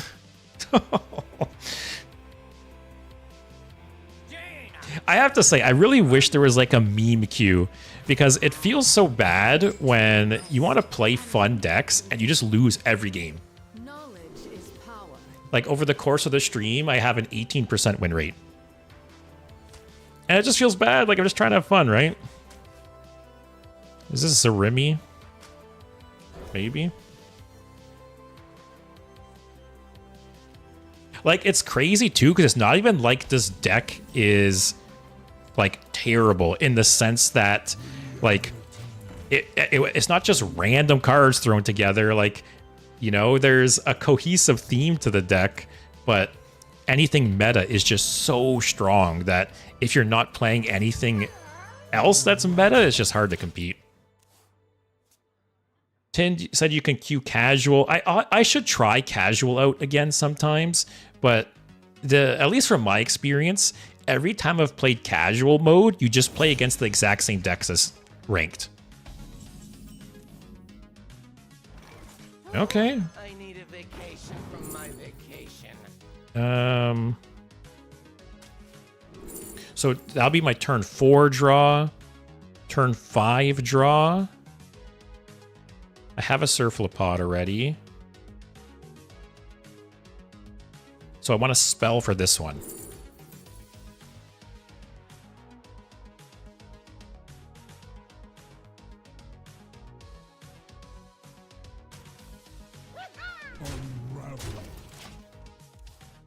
Here. Cottage is barking at me. Here. Come on. Here. Look at her in the dark.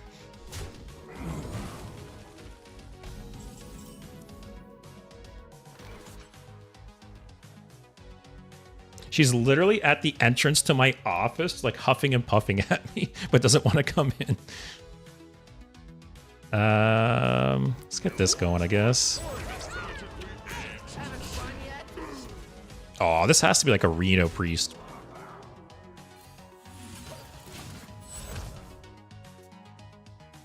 I guess Cottage is used to that. That's time that you end your stream. That is true.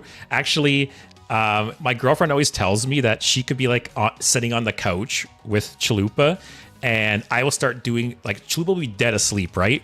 And I'll start doing my outro, you know, like I'll be thanking people for watching and blah, blah, blah. And she will wake up. Like, she very much recognizes when I'm ending my stream. It's really funny.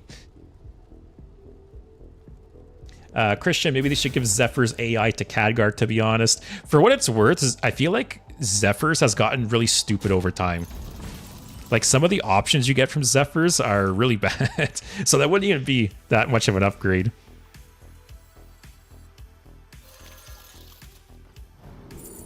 Void Scripture's nice. Play that late.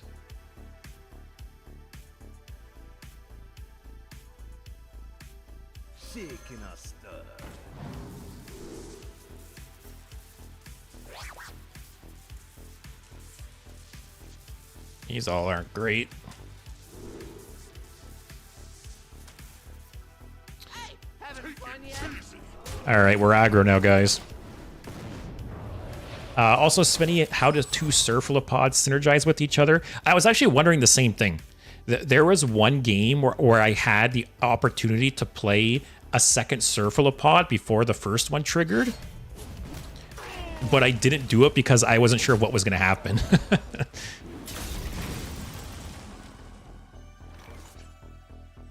Hit Surflipod. All right, it's a 7/7 at least. He's at 11. So let's go on the offensive. Also, yeah, Tin, I don't blame you for forgetting casual exists. Yeah, I don't think I've queued into casual for years. But like I said, from my experience, the last time I did, it was literally just normal tier 1 ranked decks. All right, can I top deck Sunset Volley, please? Oh, yeah, I'll take it. Oh, he's gonna heal 10 still, though. Oh, just I'll go face. Oh, actually, that was one of the better outcomes. Do I just cheese here?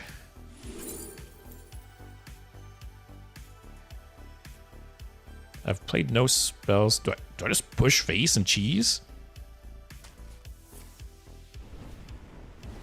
Oh, I was hoping for the face.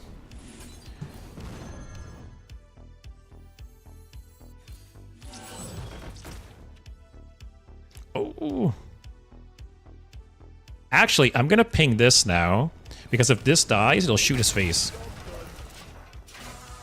All right, we're aggro now, guys. Also, Tin says they can't synergize. Oh, okay. Yeah, I wasn't sure if it would stack. Like, your next 2 spells would auto-cast, so I just didn't even risk it. That is the stupid glowworm.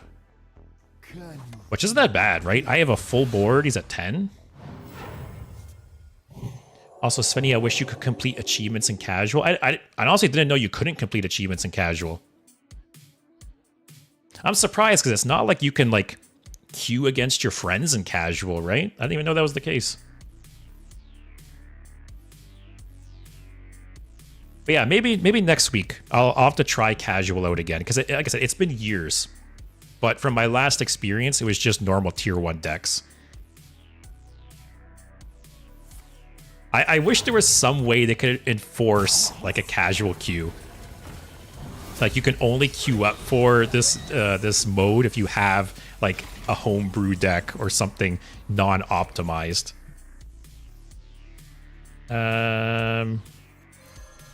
Discover. I need 2 damage. There's 2 damage. Wow, I did not expect to win this game. Just aggroed this priest down. All right, that was a much better game to finish on. I had low hopes for that one. Also, Spenny, some of the achievements are too crazy to compete in ranked, like summon a 10/10 Jade Golem or Jade Statue. Oh yeah, Jade Statue is the new one, right? Yeah, that's way too hard for your average game. You need to like get matched against like a child to get some of those achievements. Has 50 mana worth of spells with Cephalopods. Saving up for the mini set. Mini set's 2,000, right? I'm having a brain fart. I believe so. Yeah, okay. I'll have enough by the time the mini set comes out. Are you guys close? I'm curious. Is everyone else saving up for the mini set? Vigo, I gotta go. I hope to catch the next one. Lucky for you, I'm just finishing. So thanks for watching. Hopefully I'll catch you around. As I mentioned, I stream every Monday, Wednesday, and Thursday. So hopefully I'll see you around next week. Also, Christian, I wonder if Cephalopod is actually worth it. It limits the deck building so much. Maybe you're just better off curving out with the big spells at some point in the game. You're not wrong. Yeah, I think this deck would be better if you cut Cephalopod and you added some low-cost spells. But I wanted to play like the big splashy spells. Also, I didn't get to play DJ Manastorm once this entire stream. The whole reason I built that deck and was playing that deck was to play the buffed DJ Manastorm. Didn't get to play him once. I think I only even drew him a couple times. But yeah, in a future stream, I could make the deck a lot better. And we do have the other version of the deck. I believe Menavat sent this one in. We didn't get to play the wild version today. But yeah, I'll have to play some more of this in the future. Also, do I have any more stuff to disenchant? For anyone who doesn't know, if you type refund into the search bar, it'll show you all the nerfed cards. Yeah, I'll disenchant Secret Passage. I will say, every time nerfs happen, I always say, disenchant everything. Because worst case, if it's still good, you just craft it again and you lost nothing. But if it's bad, like commons and rares, I don't care. But yeah, epics or legendaries, disenchant them. And if you need them again, recraft them at no loss. And if you don't get played again, then you gain some dust. But that will be it for me today. I want to thank you guys all for watching. I did have some new viewers today, so it's nice to see some new faces. As I mentioned, I stream every Monday, Wednesday, and Thursday, so hopefully I'll see you guys next week. I do have some fun things planned for next week. I'll post some more details on Discord over the weekend, but I'm going to do a viewer submitted deck stream next week. I'm going to revisit all of our card ratings next week. So for anyone who doesn't know, I created a survey before Perils came out where I think 20 or 30 of my viewers submitted rankings for the cards, and then I also ranked them. So I'm going to go back and we're going to look at how we ranked all the cards, and we're going to look how they ended up a month later. So that'll be fun, kind of to look back on that. And yeah, I got lots more fun things planned. So join the Discord if you haven't already. I post updates and stuff there. We also like, you know, people post ideas for decks and streams and stuff like that. But other than that, yeah, thanks for watching. Hope you guys have a good weekend. Hope you guys have a good night, and I'll catch you next week. Take care, everyone.